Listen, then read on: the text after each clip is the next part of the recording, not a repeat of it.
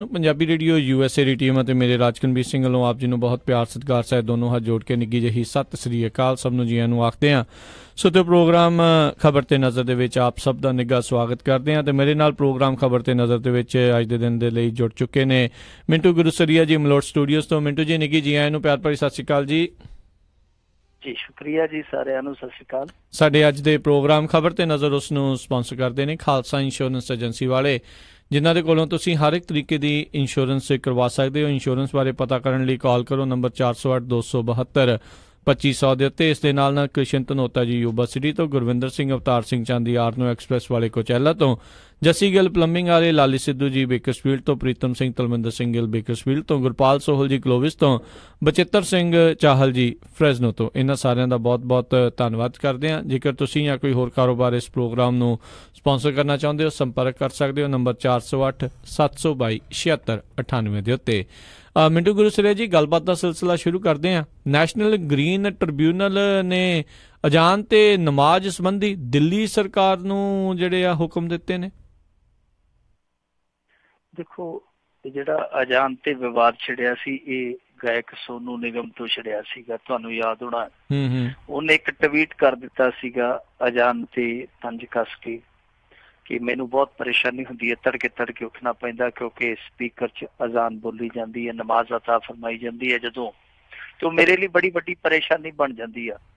ਇਸ ਤੋਂ ਬਾਅਦ ਕੰਟਰੋਵਰਸੀ ਸ਼ੁਰੂ ਹੋ ਗਈ ਸੀ, ਬਹੁਤ ਵੱਡੀ ਕੰਟਰੋਵਰਸੀ ਸ਼ੁਰੂ ਹੋਈ ਸੀ ਜੀ। ਇਸੇ ਦਰਮਿਆਨ ਹੀ ਇੱਕ ਸੰਗਠਨ ਸੀ, ਗੈਰ ਸਰਕਾਰੀ ਸੰਗਠਨ ਸੀ ਵੈਸੇ, ਅਖੰਡ ਭਾਰਤ ਮੋਰਚਾ, ਉਹ ਨੈਸ਼ਨਲ ਗ੍ਰੀਨ ਟ੍ਰਿਬਿਊਨਲ 'ਚ ਚਲੇ ਗਿਆ ਸੀ, ਯਾਨੀ NGT 'ਚ ਚਲੇ ਗਿਆ ਸੀ ਜੀ। ਉਹਨਾਂ ਨੇ ਜਾ ਕੇ ਇਹ ਗੁਹਾਰ ਲਾਈ ਸੀਗੀ ਕਿ ਦਿੱਲੀ ਦੇ ਵਿੱਚ ਕਈ ਮਸੀਤਾਂ ਨੇ, ਕਈ ਮਸਜਿਦਾਂ ਨੇ ਜਿਨ੍ਹਾਂ 'ਚ ਅਜ਼ਾਨ ਅਤਾ ਕੀਤੀ ਜਾਂਦੀ ਆ, ਤੇ ਜਦੋਂ ਅਜ਼ਾਨ ਅਤਾ ਕੀਤੀ ਜਾਂਦੀ ਹੈ ਉਸ ਸਮੇਂ ਸਾਨੂੰ ਬਹੁਤ ਸਮੱਸਿਆ ਆਉਂਦੀ ਹੈ ਜੀ। ਨੈਸ਼ਨਲ ਗ੍ਰੀਨ ਟ੍ਰਿਬਿਊਨਲ ਨੇ ਉਹਨਾਂ ਦੀ ਇਸ ਗੁਹਾਰ ਤੇ ਕਾਰਵਾਈ ਕਰਦਿਆਂ ਅੱਜ ਦਿੱਲੀ ਸਰਕਾਰ ਨੂੰ ਹੁਕਮ ਦਿੱਤੇ ਆ ਕਿ ਤੁਸੀਂ ਜਾ ਕੇ ਚੈੱਕ ਕਰੋ ਇਹਨਾਂ ਸਪੀਕਰਾਂ ਦੀ ਆਵਾਜ਼ ਜਿਹੜੀ ਹੈ ਉਹ ਤੈਅ ਸੀਮਾ ਦੇ ਵਿੱਚ ਆ ਜਾਂ ਤੈਅ ਸੀਮਾ ਤੋਂ ਬਾਹਰ ਆ। ਜੇ ਤੈਅ ਸੀਮਾ ਤੋਂ ਬਾਹਰ ਆ ਤੇ ਫੇਰ ਚੱਕ ਦਿਓ ਫਟਾ, ਫੇਰ ਰੋਲ ਦਿਓ ਫਿਰ ਸਾਰਾ ਕੁਛ। ਜਿਵੇਂ ਤੁਹਾਨੂੰ ਪਤਾ ਹੀ ਹੈ ਕਿ ਅੱਜ ਕੱਲ ਇੱਥੇ ਵੈਸੇ ਵੀ ਇਹੋ ਜਿਹੇ ਕੰਮਾਂ ਦੇ ਵਿੱਚ ਕਾਹਲੀ ਵਰਤੀ ਜਾਂਦੀ ਹੈ, ਪਰ ਦਿੱਲੀ ਸਰਕਾਰ ਕਿਉਂਕਿ ਇਹਨਾਂ ਦੀ ਸਰਕਾਰ ਨਹੀਂ ਹੈ, ਦਿੱਲੀ ਸਰਕਾਰ ਉੱਥੇ ਕੇਜਰੀਵਾਲ ਹੋਰਾਂ ਦੀ ਹੈ, ਉਹ ਇਸ ਤਰ੍ਹਾਂ ਨਹੀਂ ਕਰਨਗੇ। ਜੇ ਕੋਈ ਹੋਰ ਸਰਕਾਰ ਹੁੰਦੀ ਤੇ ਫਿਰ ਉਮੀਦ ਕਰ ਸਕਦੇ ਸਾਂ। ਪਰ ਇੱਕ ਚੀਜ਼ ਜਿਹੜੀ ਵੇਖਣ ਵਾਲੀ ਹੈ ਉਹ ਬੜੀ ਕਾਮਨ ਆ ਸਾਰੇ ਇਲਾਕਿਆਂ 'ਚ, ਸਾਰੇ ਸ਼ਹਿਰਾਂ 'ਚ, ਕਿ ਇਸ ਤਰ੍ਹਾਂ ਦੀ ਸਮੱਸਿਆ ਹੈ। ਇਹ ਇੱਕ ਬੇਸਿਕ ਸਮੱਸਿਆ ਹੈ ਕਿਉਂਕਿ ਤੁਸੀਂ ਸਾਡੇ ਪੰਜਾਬ ਦੇ ਵਿੱਚ ਵੀ ਆ ਜਾਓ, ਪਾਠੀ ਸਿੰਘ ਕੀ ਕਰਦੇ ਕਈ ਵਾਰੀ ਉਹ ਪਿੰਡਾਂ ਦੇ ਵਿੱਚ ਗੁਰਦੁਆਰਿਆਂ 'ਚ ਰੀਲ ਲਾ ਦਿੰਦੇ ਆ, ਕੈਸਟ ਲਾ ਦਿੰਦੇ ਆ, ਆਪ ਭਾਵੇਂ ਸੌਂ ਜਾਣ, ਪਰ ਜਿਹੜੇ ਆਂਢ ਗੁਆਂਢ 'ਚ ਰਹਿੰਦੇ ਆ ਉਹਨਾਂ ਨੂੰ ਉਠਾ ਦਿੰਦੇ ਤੜਕੇ 4 ਵਜੇ ਉੱਠਣਾ ਪੈਂਦਾ। ਜੇ ਕੋਈ ਬਿਮਾਰ ਸ਼ਮਾਰ ਹੈ, ਜੇ ਕੋਈ ਬੱਚਾ ਪੜ੍ਹਾਈ ਵਾਲਾ, ਉਹਨੂੰ ਪਰੇਸ਼ਾਨੀ ਹੁੰਦੀ ਹੈ। ਪਰ ਇਹ ਮਸਲਾ ਜਿਹੜਾ ਉਹ ਇਕੱਲਾ ਅਜ਼ਾਨ ਦਾ ਹੀ ਕਿਉਂ, NGT ਦੇ ਵਿੱਚ ਅਜ਼ਾਨ ਦਾ ਹੀ ਕਿਉਂ ਪਹੁੰਚਿਆ, ਇਹ ਸਭ ਤੋਂ ਵੱਡਾ ਸਵਾਲ ਆ। ਦੇਖੋ, ਦਿੱਲੀ ਦੇ ਵਿੱਚ ਸ਼ੋਰ ਪ੍ਰਦੂਸ਼ਣ ਹੈ ਜਿਹੜਾ, ਜਿਹਨੂੰ ਆਪਾਂ ਧੁਨੀ ਪ੍ਰਦੂਸ਼ਣ ਕਹਿੰਦੇ ਆ, ਉਹ ਤੇ ਬੱਸਾਂ ਟਰੱਕਾਂ ਦਾ ਵੀ ਬਹੁਤ ਆ, ਉਹ ਤੇ ਜਗਰਾਤਿਆਂ ਦਾ ਫਲਾਣੇ ਟਮਕਾਣੇ ਦਾ ਬਹੁਤ ਆ। ਇਹ ਅਜ਼ਾਨ ਹੀ ਕਿਉਂ? ਸੋ ਇਹ ਜਿਹੜਾ ਸੰਗਠਨ ਆ ਅਖੰਡ ਭਾਰਤ ਮੋਰਚਾ, ਇਹਦੀ ਮਨਸ਼ਾ ਜਿਹੜੀ ਉਹ ਅਜ਼ਾਨ ਦੇ ਮਾਮਲੇ 'ਚ ਮੈਨੂੰ ਠੀਕ ਨਹੀਂ ਲੱਗੀ।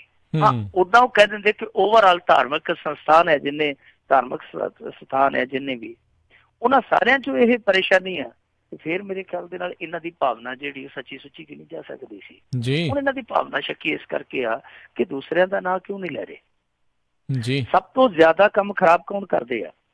ਕਹਿੰਦੇ ਜੀ ਜਗਰਾਤਾ, ਜਗਰਾਤਾ, ਜਗਰਾਤਾ ਉਹਨਾਂ ਦਾ ਨਹੀਂ ਹੁੰਦਾ। ਜਗਰਾਤਾ ਨਾਲ ਜਿਹੜੇ ਆਂਢ ਗੁਆਂਢ ਇਲਾਕੇ 'ਚ ਰਹਿੰਦੇ ਆ, ਜਗਰਾਤਾ ਉਹਨਾਂ ਦਾ ਕਰਾ ਦਿੰਦੇ ਆ, ਸਾਰੀ ਰਾਤ ਸੌਣ ਉਹਨਾਂ ਨੂੰ ਦਿੰਦੇ। ਕਿ ਉਹ ਧੁਨੀ ਪ੍ਰਦੂਸ਼ਣ ਨਹੀਂ ਹੈ। ਜੋ ਗੁਰਦੁਆਰਿਆਂ ਦੀ ਗੱਲ ਕੀਤੀ ਉਹ ਵੀ ਧੁਨੀ ਪ੍ਰਦੂਸ਼ਣ ਆ। ਜੋ ਸੜਕਾਂ ਤੇ ਬੱਸਾਂ ਤੁਰੀਆਂ ਫਿਰਦੀਆਂ ਤੇ ਐਨ ਉੱਤੇ ਆ ਕੇ ਜਦੋਂ ਬ੍ਰੇਕ ਮਾਰ ਕੇ ਉਹਨਾਂ ਦੇ ਡਰਾਈਵਰ ਬਾਂਹ ਕਰਦੇ ਆ, ਮਾੜਾ ਬੰਦਾ ਤੇ ਤਰਹਿਕ ਕੇ ਅੱਗੇ ਆ ਕੇ ਬੱਸ ਦੇ ਡਿੱਗ ਕੇ ਮਰ ਜਾਂਦਾ, ਉਹ ਵੀ ਤੇ ਧੁਨੀ ਪ੍ਰਦੂਸ਼ਣ ਆ। ਉਹਨਾਂ ਨੂੰ ਵੀ ਵਿੱਚ ਰੱਖਣਾ ਚਾਹੀਦਾ। ਹੋਰ ਵੀ ਬਹੁਤ ਕਿਸਮ ਦਾ ਧੁਨੀ ਪ੍ਰਦੂਸ਼ਣ ਹੈ, ਇਕੱਲਾ ਅਜ਼ਾਨ ਦਾ ਹੀ ਕਿਉਂ? ਆ ਤੁਸੀਂ ਹੁਣ ਪੰਜਾਬ ਦੇ ਵਿੱਚ ਆ ਜਾਓ, ਤੁਹਾਨੂੰ ਇੱਕ ਨਵਾਂ ਹੀ ਦ੍ਰਿਸ਼ ਇੱਥੇ ਵੇਖਣ ਨੂੰ ਮਿਲੂਗਾ। ਉਹ ਕੀ ਆ? ਉਹ ਧਾਰਮਿਕ ਜਲਸਾ ਕੱਢਦੇ ਆ ਤੇ ਧਾਰਮਿਕ ਜਲਸੇ ਦੇ ਵਿੱਚ ਇੱਕ ਓਪਨ ਜੀਪ ਹੁੰਦੀ ਆ, ਜਿਵੇਂ ਪਹਿਲਾਂ ਯੋਗਰਾਜ ਹੋਰੀ ਫਿਲਮਾਂ 'ਚ ਵਰਤਿਆ ਕਰਦੇ ਸੀ ਓਪਨ ਜੀਪ, ਉਹਦਾ ਓਪਨ ਜੀਪ ਹੁੰਦੀ ਆ। ਉਹਦੇ 'ਚ ਐਡੇ ਐਡੇ ਸਪੀਕਰ ਲਾਏ ਹੁੰਦੇ ਆ। ਸਾਡੇ ਘਰ ਤੇ ਉਹਦੀ ਕੱਪੜਿਆਂ ਵਾਲੀ ਅਲਮਾਰੀ ਨਹੀਂ ਹੁੰਦੀ, ਜਿਹੜਾ ਸਪੀਕਰ ਹੁੰਦਾ ਤੇ ਉਹ ਧੜਾਕ ਧੜਾਕ ਕਰਦਾ ਜਾਂਦਾ। ਮਾੜੇ ਘਰ ਦੀਆਂ ਕੰਧਾਂ ਡਿੱਗ ਪੈਂਦੀਆਂ, ਇੰਨੀ ਜ਼ੋਰ ਦੀ ਆਵਾਜ਼ ਹੁੰਦੀ ਆ। ਉਹ ਵੀ ਤੇ ਧੁਨੀ ਪ੍ਰਦੂਸ਼ਣ ਹੈ ਨਾ, ਉਹ ਵੀ ਰੋਕਿਆ ਜਾਣਾ ਚਾਹੀਦਾ। ਉਹ ਕਿਉਂ ਹੁੰਦਾ? ਉਹ ਕਿਹਦੀ ਇਜਾਜ਼ਤ ਦੇ ਨਾਲ ਉਹ ਜਲਸਿਆਂ ਦੇ ਵਿੱਚ ਏਡੇ ਏਡੇ ਸਪੀਕਰ ਵਰਤੇ ਜਾ ਰਹੇ ਆ? ਵਿਆਹ ਸ਼ਾਦੀਆਂ 'ਚ ਡੀਜੇ ਆ, ਉਹ ਡੀਜੇ ਕਾਹਦੇ ਆ? ਉਹ ਤੇ ਚਿੱਬ ਕੱਢ ਦਿੰਦੇ ਆ, 3 ਪਿੰਡਾਂ ਦੇ ਆਲੇ ਦੁਆਲੇ ਲੋਕਾਂ ਨੂੰ ਸੌਣ ਨਹੀਂ ਦਿੰਦੇ। ਇਹ ਸਾਰਾ ਕੁਛ ਹੈ ਜਿਹੜਾ ਇਹ ਗਲਤ ਆ। ਔਰ ਮੇਰਾ ਮੰਨਣਾ ਹੈ ਕਿ ਧਾਰਮਿਕ ਜਿੰਨੇ ਵੀ ਸਥਾਨ ਆ ਉਹਨਾਂ ਦੇ ਸਪੀਕਰ ਅੰਦਰ ਅੰਦਰ ਵੱਜਣੇ ਚਾਹੀਦੇ ਆ, ਬਾਹਰ ਲੋਕਾਂ ਨੂੰ ਨਹੀਂ ਪਰੇਸ਼ਾਨੀ ਹੋਣੀ ਚਾਹੀਦੀ। ਪਰ ਜੇ ਤੁਸੀਂ ਇੱਕ ਅਜ਼ਾਨ ਨੂੰ ਲੈ ਕੇ ਇੱਥੋਂ ਤੱਕ ਪਹੁੰਚਦੇ ਹੋ ਤੇ ਫਿਰ ਤੁਹਾਡੀ ਮਨਸ਼ਾ ਸਹੀ ਨਹੀਂ ਜਾਪਦੀ। ਦੇਖੋ, ਅਜ਼ਾਨ ਹੋਵੇ ਚਾਹੇ ਇਹਨਾਂ ਦੀ ਮਗਰਬ ਦੀ ਹੋਵੇ, ਇਹ 5 ਨਮਾਜ਼ਾਂ ਨੇ ਇਹਨਾਂ ਦੀਆਂ। ਰਾਜਕਰਮਵੀਰ ਜੀ, ਤੁਸੀਂ ਦੇਖਿਆ ਹੋਏਗਾ ਇਹਨਾਂ ਦੀਆਂ ਨਮਾਜ਼ਾਂ ਦੀ ਜਿਹੜੀ ਇਹ ਧਾਰਮਿਕ ਕਿਰਿਆ ਉਹ ਤੇ ਬਹੁਤ ਛੋਟੇ ਸਮੇਂ ਲਈ ਹੁੰਦੀ ਹੈ ਜੀ, ਕੁਛ ਮਿੰਟਾਂ ਦੀ। ਜੇ ਕੁੱਲ 5 ਨਮਾਜ਼ਾਂ ਵੀ ਆਪਾਂ ਲਾ ਲਈਏ ਤੇ ਉਹ 20-25 ਮਿੰਟ ਦੀ ਖੇਡ ਆ ਪੂਰੇ ਦਿਨ ਦੀ। ਤੇ ਇੱਥੇ ਜਿਹੜੇ ਲੋਕ ਸਾਰੀ ਸਾਰੀ ਰਾਤ ਹੀ ਨਹੀਂ ਲੋਕਾਂ ਨੂੰ ਸੌਣ ਦਿੰਦੇ, ਉਹਨਾਂ ਦੀ ਕੋਈ ਗੱਲ ਨਹੀਂ। ਜਿਹੜੇ 20-25 ਮਿੰਟ ਤਕਲੀਫ ਦਿੰਦੇ ਆ ਉਹਨਾਂ ਨੂੰ ਜ਼ਿਆਦਾ ਇਹ ਚੋਭ ਲੱਗੀ ਆ। ਮੇਰੇ ਖਿਆਲ ਦੇ ਨਾਲ ਇਹ ਗੱਲ ਠੀਕ ਨਹੀਂ ਹੈ। ਹਾਂ, ਇਹ ਇੱਕ ਸਮੱਸਿਆ, ਇਹਦਾ ਨਿਵਾਰਨ ਹੋਣਾ ਚਾਹੀਦਾ। ਪਰ ਇਸ ਤਰ੍ਹਾਂ ਕਾਣੀ ਅੱਖ ਨਾਲ ਨਹੀਂ ਵੇਖਣਾ ਜਾਣਾ ਚਾਹੀਦਾ, 2 ਅੱਖਾਂ ਨਾਲ ਬਰੋਬਰ ਝੱਕਣਾ ਚਾਹੀਦਾ। ਜੀ ਬਿਲਕੁਲ ਬਿਲਕੁਲ। ਅਗਲੀ ਜਿਹੜੀ ਆਪਾਂ ਮਿੰਟੂ ਜੀ ਗੱਲ ਕਰਦੇ ਹਾਂ, ਕੇਜਰੀਵਾਲ ਤੇ ਕਮਲ ਹਸਨ ਦੀ ਮੁਲਾਕਾਤ ਹੋਈ ਆ, ਇਸਨੇ ਨਵਾਂ ਹੀ ਜਿਹੜਾ ਆ ਚਰਚਾ ਛੇੜ ਛੱਡੀ ਆ। ਦੇਖੋ, ਅਰਵਿੰਦ ਕੇਜਰੀਵਾਲ ਕਹਿੰਦੇ ਆ ਕਿ ਵਿਪਾਸਨਾ ਤੋਂ ਪਰਤਿਆ। ਉਹ ਸਾਧਨੀ ਵਿਪਾਸਨਾ ਨਹੀਂ, ਕਿਤੇ ਉਹ ਨਾ ਸਮਝ ਲਿਓ ਡੇਰੇ ਵਾਲੀ। ਇਹ ਵਿਪਾਸਨਾ ਤੇ ਜਾਂਦਾ ਹੁੰਦਾ ਨਾ, ਤੁਹਾਨੂੰ ਪਤਾ ਹੀ ਆ। ਵੈਸੇ ਵਿਪਾਸਨਾ ਤੋਂ ਜਦੋਂ ਵਾਪਸ ਆਵੇ ਤੇ ਕੁਛ ਨਾ ਕੁਛ ਕਰਦਾ ਹੁੰਦਾ, ਐਵੇਂ 4-5 ਬੰਦੇ ਝਟਕਾ ਦਿੰਦਾ ਹੁੰਦਾ ਆ ਕੇ ਜੀ। ਪਤਾ ਨਹੀਂ ਵਿਪਾਸਨਾ ਕਿੱਦਾਂ ਦੀ ਕਰਦਾ, ਕੁਝ ਬਲੀ ਵਾਲੀ ਕਰਦਾ। ਤੇ ਐਤਕੀ ਕਿਸੇ ਨੂੰ ਝਟਕਾਇਆ ਨਹੀਂ ਸੂ ਜੀ। ਐਤਕੀ ਆਪਣੇ ਆਪ ਨੂੰ ਬੜਾ ਸ਼ਾਂਤ ਰੱਖਿਆ ਕਿ 10 ਦਿਨਾਂ ਦੀ ਵਿਪਾਸਨਾ ਕਰਕੇ ਜਦੋਂ ਪਰਤਿਆ ਤੇ ਬੜੀ ਸ਼ਾਂਤੀ ਰੱਖੀ ਆ, ਕੋਈ ਹਿਲਜੁਲ ਨਹੀਂ ਹੋਈ। ਅੱਜ ਹੀ ਪਤਾ ਲੱਗਿਆ ਜਦੋਂ ਇਹ ਕਮਲ ਹਸਨ ਦੇ ਉੱਤੇ ਕਰ ਚੁੱਕਾ। ਔਰ ਕਮਾਲ ਦੀ ਗੱਲ ਤੇ ਇਹ ਆ ਕਿ ਹੈ ਤੇ ਆਮ ਆਦਮੀ ਪਾਰਟੀ ਆ, ਪਰ ਇੰਨਾ ਖਾਸ ਸੀ ਕਿ ਕਮਲ ਹਸਨ ਦੀ ਜਿਹੜੀ ਛੋਟੀ ਪੁੱਤਰੀ ਆ ਅਕਸ਼ਰਾ ਹਸਨ, ਖੁਦ ਇਹਨੂੰ ਹਵਾਈ ਅੱਡੇ ਤੋਂ ਲੈਣ ਆਈ ਆ। ਕਿਉਂਕਿ ਆਮ ਤੌਰ ਤੇ ਉਹ ਜਿਹੜੀ ਅਕਸ਼ਰਾ ਉਹ ਤਾਮਝਾਮ ਤੋਂ ਦੂਰ ਰਹਿੰਦੀ ਆ, ਪਰ ਇਹਨੂੰ ਖਾਸ ਤੌਰ ਤੇ ਲੈਣ ਆਈ ਹੈ, ਗੁਰਸੀਤ ਕਰਨ ਆਈ। ਫਿਰ ਘਰ ਦੇ ਵਿੱਚ ਮੁਲਾਕਾਤ ਹੋਈ। ਮੁਲਾਕਾਤ ਬੜੀ ਲੰਮੀ ਚੌੜੀ ਚੱਲੀ। ਬਾਅਦ ਦੇ ਵਿੱਚ ਪੱਤਰਕਾਰਾਂ ਨੇ ਪੁੱਛਿਆ ਕਿ ਕੇਜਰੀਵਾਲ ਸਾਹਿਬ ਕੀ ਖਿਚੜੀ ਪੱਕਦੀ ਹੈ, ਮਾੜੀ ਜੀ ਦੱਸ ਦਿਓ। ਉਹ ਨਹੀਂ ਜੀ, ਕਹਿੰਦਾ ਜੀ ਬਹੁਤ ਭ੍ਰਿਸ਼ਟਾਖੋਰੀ ਵੱਧ ਗਈ ਹੈ ਵਤਨ ਦੇ ਵਿੱਚ। ਕਮਲ ਹਸਨ ਨੂੰ ਪੁੱਛਿਆ, ਉਹ ਕਹਿੰਦਾ ਜੀ ਫਿਰਕਾ ਪ੍ਰਸਤੀ ਬਹੁਤ ਵੱਧ ਗਈ ਹੈ, ਫਿਰਕਾ ਪ੍ਰਸਤੀ ਬਹੁਤ ਵੱਧ ਗਈ ਹੈ। ਚਰਚਾ ਹੋਈ ਚਰਚਾ ਬਹੁਤ ਤਰ੍ਹਾਂ ਦੀ ਚਰਚਾ ਛਿੜ ਗਈ ਜੀ। ਤੁਹਾਨੂੰ ਸ਼ਾਇਦ ਪਤਾ ਹੀ ਹੋਊਗਾ ਕਿ 2 ਦਿਨ ਪਹਿਲਾਂ ਕਮਲ ਹਸਨ ਨੇ ਇੱਕ ਬਿਆਨ ਦਿੱਤਾ ਸੀਗਾ। ਕਮਲ ਹਸਨ ਨੇ ਆਖਿਆ ਸੀਗਾ ਕਿ ਮੈਂ ਰਾਜਨੀਤੀ 'ਚ ਆਉਣਾ ਹੀ ਆਉਣਾ ਹੈ, ਰਾਜਨੀਤੀ 'ਚ ਆਉਣਾ ਕਹਿੰਦਾ, ਪਰ ਮੇਰੇ ਵਿਚਾਰ ਆ ਜਿਹੜੇ ਉਹ ਦੂਜੇ ਦੇ ਵਿਚਾਰਾਂ ਦੇ ਮੇਚਦੇ ਨਹੀਂ ਹੈਗੇ ਕਿਸੇ ਦੇ।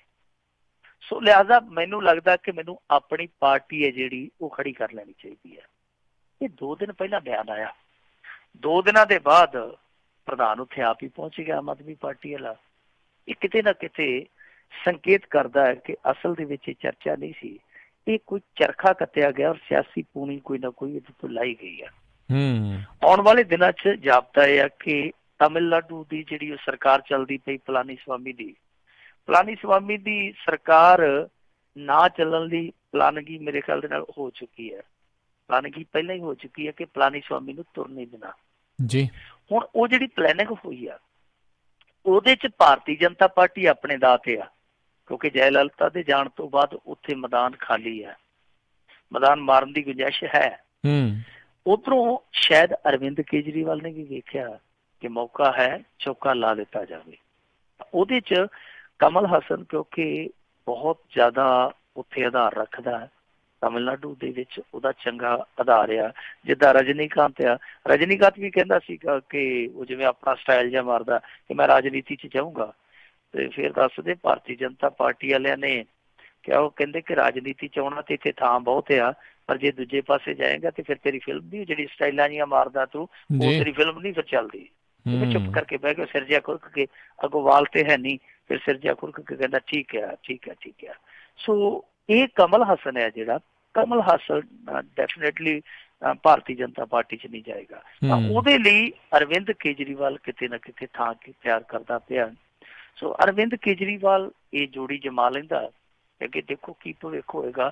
ਪਰ ਅਰਵਿੰਦ ਕੇਜਰੀਵਾਲ ਥਾਂ ਥਾਂ ਤੇ ਲੱਤਾਂ ਫਸਾਈ ਜਾਂਦਾ ਹੈ ਨਾ, ਇਹ ਸਮਝ ਤੋਂ ਬਾਹਰ ਆ ਕਿ ਇੰਨੀ ਜ਼ਿਆਦਾ ਲਲਕ ਕਿਉਂ ਦਿਖਾਈ ਜਾ ਰਹੀ ਹੈ। ਹੁਣ ਦੱਖਣ ਦੀ ਰਾਜਨੀਤੀ ਨੂੰ ਹੋ ਗਿਆ, ਪਹਿਲਾਂ ਉੱਤਰ ਦੀ ਰਾਜਨੀਤੀ ਵੱਲ ਆਇਆ ਸੀ, ਉੱਤਰ ਦੀ ਰਾਜਨੀਤੀ ਤੇ ਚੰਗਾ ਉੱਤਰ ਦਿੱਤਾ ਤੇ ਇਹਨਾਂ ਦੇ 4 MP ਵੀ ਜਿੱਤ ਗਏ ਪੂਰੇ ਭਾਰਤ ਚੋਂ, ਔਰ ਵਿਰੋਧੀ ਧਿਰ ਚ ਵੀ ਬਹਿ ਗਏ। ਪਰ ਗੁਜਰਾਤ ਦੇ ਵਿੱਚ ਇਹਨਾਂ ਨੇ ਹੁਣ ਕਿਸਮਤ ਜਮਾਉਣੀ ਆ, ਉੱਥੇ ਇਹਨਾਂ ਦੀ ਕਿਸਮਤ ਠੰਡੀ ਹੈ। ਗੋਆ ਦੇ ਵਿੱਚ ਬਰਫ਼ ਚ ਲੱਗ ਕੇ ਸਾਰਿਆਂ ਨੂੰ ਪਤਾ। ਸੋ ਮੈਨੂੰ ਲੱਗਦਾ ਕਿ ਅਰਵਿੰਦ ਕੇਜਰੀਵਾਲ ਨੂੰ ਥੋੜਾ ਇੰਤਜ਼ਾਰ ਕਰਨਾ ਚਾਹੀਦਾ ਹੈ। ਦੇਖੋ ਅਰਵਿੰਦ ਕੇਜਰੀਵਾਲ ਕੋਲ ਇੱਕ ਬਹੁਤ ਸੁਨਹਿਰੀ ਮੌਕਾ ਹੈ ਕਿ ਉਹ ਆਪਣੀ ਪਹਿਲਾਂ ਜ਼ਮੀਨ ਤਿਆਰ ਕਰੇ, ਫਸਲ ਬੀਜਣ ਤੋਂ ਪਹਿਲਾਂ ਚੰਗੀ ਤਰ੍ਹਾਂ ਵਾਹ ਬੀਜ ਕੇ। ਔਰ ਜ਼ਮੀਨ ਕਿਵੇਂ ਤਿਆਰ ਕੀਤੀ ਜਾ ਸਕਦੀ ਹੈ ਕਿ ਇੱਥੇ ਦੇਖੋ ਪੈਟਰੋਲ ਡੀਜ਼ਲ ਦੀ ਰਾਜਨੀਤੀ ਲਈ ਮੈਦਾਨ ਖਾਲੀ ਹੈ, ਇੱਥੇ ਮਹਿੰਗਾਈ ਤੇ ਮੈਦਾਨ ਖਾਲੀ ਹੈ, GST ਤੇ ਮੈਦਾਨ ਖਾਲੀ ਹੈ, ਇੱਥੇ ਨੋਟਬੰਦੀ ਦੀ ਜਿਹੜੀ ਫੇਲੀਅਰ ਹੋਈ ਆ ਉਹਦਾ ਮੈਦਾਨ ਖਾਲੀ ਹੈ, ਲਵ ਜਹਾਦ ਜਾਂ ਫਿਰਕਾ ਪ੍ਰਸਤੀ, ਗਊ ਰਾਖੀ ਦੀ ਆੜ ਦੇ ਵਿੱਚ ਹੁੰਦਾ ਤਸ਼ੱਦਦ, ਕਿੰਨੇ ਕੁਛ ਮੁੱਦੇ ਆ, ਕਿੰਨੇ ਕੁਛ ਮੁੱਦੇ ਆ। ਪਰ ਅਰਵਿੰਦ ਕੇਜਰੀਵਾਲ ਕਿਸੇ ਵੀ ਮੁੱਦੇ ਤੇ ਹੁਣ ਤੱਕ ਕੋਈ ਘੋਲ ਨਹੀਂ ਕਰ ਸਕਿਆ। ਇਹਦੀ ਕਮਜ਼ੋਰੀ ਰਹੀ ਹੈ, ਕਮਜ਼ੋਰ ਪੱਖ ਰਿਹਾ। ਆਮ ਆਦਮੀ ਪਾਰਟੀ ਕਿਤੇ ਨਾ ਜਾਵੇ, ਦਿੱਲੀ ਦੇ ਵਿੱਚ ਇਹਨਾਂ ਨੂੰ ਘੇਰ ਲਵੇ, ਮੇਰੇ ਖਿਆਲ ਦੇ ਨਾਲ ਪੂਰੇ ਦੇਸ਼ ਦੇ ਵਿੱਚ ਮੈਸੇਜ ਆਏਗਾ ਕਿ ਜੇ ਆਮ ਆਦਮੀ ਪਾਰਟੀ ਸੱਤਾ ਦੇ ਵਿੱਚ ਨਾ ਆਈ, ਘੱਟੋ ਘੱਟ ਸਟਰੋਂਗਲੀ ਆਪੋਜੀਸ਼ਨ ਦੇ ਵਿੱਚ ਤੇ ਕੰਮ ਕਰੇਗੀ। ਸੋ ਮੇਰੇ ਖਿਆਲ ਦੇ ਨਾਲ ਇਹਨਾਂ ਨੂੰ ਜ਼ਮੀਨ ਤਿਆਰ ਕਰ ਲੈਣੀ ਚਾਹੀਦੀ ਹੈ। ਮੁੜ ਕੇ ਕਮਲ ਹਸਨ ਹੋਵੇ ਚਾਹੇ ਕਮਾਲ ਖਾਨ ਹੋਵੇ, ਬਥੇਰੇ ਨਾਲ ਜੁੜ ਜਾਣਗੇ। ਉੱਦਾਂ ਵੈਸੇ ਐਕਟਰ ਆ ਜਿਹੜੇ ਉਹ ਇੱਥੋਂ ਦੀ ਰਾਜਨੀਤੀ 'ਚ ਅੱਗੇ ਵੀ ਰੋਲ ਨਿਭਾਉਂਦੇ ਰਹੇ ਆ ਤੇ ਰੋਲ ਹੁਣ ਵੀ ਨਿਭਾਉਂਦੇ ਰਹਿਣਗੇ। ਲੱਗਦਾ ਇਹ ਹੈ ਕਿ ਐਤਕੀ ਪਰਦੇ ਦੇ ਉੱਤੇ ਸ਼ਾਇਦ ਕਮਲ ਹਸਨ ਆਏਗਾ। ਜੀ ਜੀ। ਅਗਲੀ ਆਪਾਂ ਮਿੰਟੂ ਗੁਰਸੇਵਕ ਜੀ ਗੱਲ ਕਰਦੇ ਹਾਂ ਸਰਸੇ ਵਾਲੇ ਤੋਂ ਬਾਅਦ ਦੇ ਵਿੱਚ ਹੁਣ ਇੱਕ ਰਾਜਸਥਾਨ ਦਾ ਮਸ਼ਹੂਰ ਬਾਬਾ ਰੇਪ ਕੇਸ ਦੇ ਵਿੱਚ ਫਸਿਆ ਹੈ। ਇਹ ਬਾਬਾ ਸ਼ਬਦ ਹੀ ਆਪਣੇ ਆਪ ਦੇ ਵਿੱਚ ਨਾ ਇੱਕ ਲਾਹਨਤ ਬਣਦਾ ਜਾ ਰਿਹਾ। ਸਹੀ ਗੱਲ ਹੈ ਜੀ। ਬਿਹਾਰ ਦੇ ਵਿੱਚ ਬਾਬਾ ਦਾਦਾ ਨੂੰ ਕਿਹਾ ਜਾਂਦਾ। ਆ ਸਾਡੇ ਪਿੰਡ ਜਿੱਥੇ ਅਸੀਂ ਬਹੁਤੇ ਘਰ ਇਸ ਇਲਾਕੇ 'ਚ ਪਾਕਿਸਤਾਨ 'ਚ ਉੱਠ ਕੇ ਆਏ ਹਾਂ, ਸਾਡੇ ਅੱਜ ਵੀ ਕਈ ਘਰਾਂ 'ਚ ਜਿਹੜੇ ਤਾਏ ਹੁੰਦੇ ਆ ਕਾਫੀ ਵੱਡੀ ਉਮਰ ਦੇ, ਉਹਨਾਂ ਨੂੰ ਬਾਬੇ ਕਿਹਾ ਜਾਂਦਾ ਹੈ, ਬਾਬਾ। ਸੋ ਇਹ ਸ਼ਬਦ ਆਪਣੇ ਆਪ 'ਚ ਬੜਾ ਮਹੱਤਵਪੂਰਨ ਸ਼ਬਦ ਸੀ, ਬੜਾ ਮੁਕੱਦਸ ਸ਼ਬਦ ਸੀਗਾ। ਇਹ ਸ਼ਬਦ ਦੀ ਵਾਕਿਆ ਹੀ ਆਪਣੀ ਪਰਿਭਾਸ਼ਾ ਹੀ ਗਵਾ ਬੈਠਾ ਹੈ, ਅਸਲ ਪਰਿਭਾਸ਼ਾ ਹੀ ਗਵਾਉਂਦਾ ਜਾ ਰਿਹਾ। ਅੱਜ ਜਿਹੜੀ ਇਹ ਘਟਨਾ ਸਾਹਮਣੇ ਆਈ ਆ, ਇਹ ਦਰਅਸਲ ਅਲਵਰ ਹੈ ਨਾ ਜਿਹੜਾ ਰਾਜਸਥਾਨ ਦੇ ਵਿੱਚ, ਉੱਥੋਂ ਬਾਹਰ ਆਈ ਹੈ। ਹੋਇਆ ਕਿ ਇੱਕ ਲਾਅ ਦੀ ਸਟੂਡੈਂਟ ਸੀ ਕੁੜੀ ਛੱਤੀਸਗੜ੍ਹ ਤੋਂ, ਉਹ ਸ਼ਰਧਾ ਵਸ ਹੋ ਕੇ, ਕਿਉਂਕਿ ਉਹਨੇ ਕੋਈ ਐਗਜ਼ਾਮ ਪਾਸ ਕੀਤਾ ਸੀਗਾ, ਉਹ ਸ਼ਰਧਾ ਵਸ ਹੋ ਕੇ ਇਸ ਡੇਰੇ ਦੀ ਸ਼ਰਧਾਲੂ ਸੀਗੀ, ਉਹ ਅਲਵਰ ਆ ਗਈ ਆਸ਼ਰਮ ਦੇ ਵਿੱਚ ਕਿ ਚਲੋ ਖੁਸ਼ੀ ਸਾਂਝੀ ਕਰਾਵਾਂ, ਨਾਲੇ ਕੋਈ 4 ਪੈਸੇ ਜਿਹੜੇ ਉਹ ਚੜਾਵੇ ਦੇ ਰੂਪ 'ਚ ਦੇ ਆਉਂਗੀ ਜੀ। ਹੋਇਆ ਕਿ ਜਿਹੜਾ ਉੱਥੋਂ ਦਾ ਬਾਬਾ, ਹੁਣ ਬਾਬਾ ਫਿਰ ਕਹਿਣਾ ਪੈਣਾ, ਮਜਬੂਰੀ ਆ, ਕਹਿਣ ਨੂੰ ਜੀ ਤੇ ਨਹੀਂ ਕਰਦਾ, ਉਹ ਜਿਹੜਾ ਬਾਬਾ ਉਹਦਾ ਨਾਮ ਫਲਹਿਰੀ ਬਾਬਾ ਹੈ, ਫਲਹਿਰੀ ਬਾਬਾ। ਹੁਣ ਇਹ ਨਾ ਸਮਝ ਲਿਓ ਕਿ ਉਹਨੂੰ ਫਲਹਿਰੀ ਨਿਕਲੀ ਹੈ, ਉਹਨੂੰ ਵੈਸੇ ਫਲਹਾਰੀ ਬਾਬਾ ਵੀ ਕਹਿ ਸਕਦੇ ਆ। ਫਲਹਾਰੀ ਦਾ ਮਤਲਬ ਇਹ ਹੁੰਦਾ ਹੈ ਕਿ ਜਿਹੜਾ ਬੰਦਾ ਅਨਾਜ ਨਹੀਂ ਖਾਂਦਾ, ਸਿਰਫ ਤੇ ਸਿਰਫ ਫਲ ਫਰੂਟ ਹੀ ਛਕਦਾ, ਉਹਨੂੰ ਫਲਹਾਰੀ ਕਹਿ ਦਿੰਦੇ, ਹਿੰਦੀ ਦਾ ਸ਼ਬਦ ਆ। ਸੋ ਇਹ ਫਲਹਾਰੀ ਬਾਬਾ ਸੀਗਾ, ਇਹਨੂੰ ਕਈ ਉਹ ਮੀਡੀਆ ਵਾਲੇ ਵੀ ਫਲਹਿਰੀ ਬਾਬਾ ਕਹੀ ਜਾਂਦੇ ਆ, ਇਹ ਅਸਲ ਦੇ ਵਿੱਚ ਫਲਹਾਰੀ ਬਾਬਾ। ਸੋ ਉਹ ਜਿਹੜਾ ਫਲਹਾਰੀ ਬਾਬਾ ਸੀਗਾ, ਉਹਨੇ ਬੇਸਮੈਂਟ ਦੇ ਵਿੱਚ ਬੁਲਾ ਲਿਆ ਇਸ ਕੁੜੀ ਨੂੰ। ਜਿਹੜੇ ਹੋਰ ਸੇਵਾਦਾਰ ਸੀ, ਸ਼ਰਧਾਲੂ ਸੀ, ਉਹਨਾਂ ਨੂੰ ਕਿਹਾ ਕਿ ਜਾਓ ਤੁਸੀਂ ਆਰਤੀ ਕਰ ਰਹੇ ਹੋ, ਆਰਤੀ ਦਾ ਟਾਈਮ ਹੋਇਆ ਪਿਆ।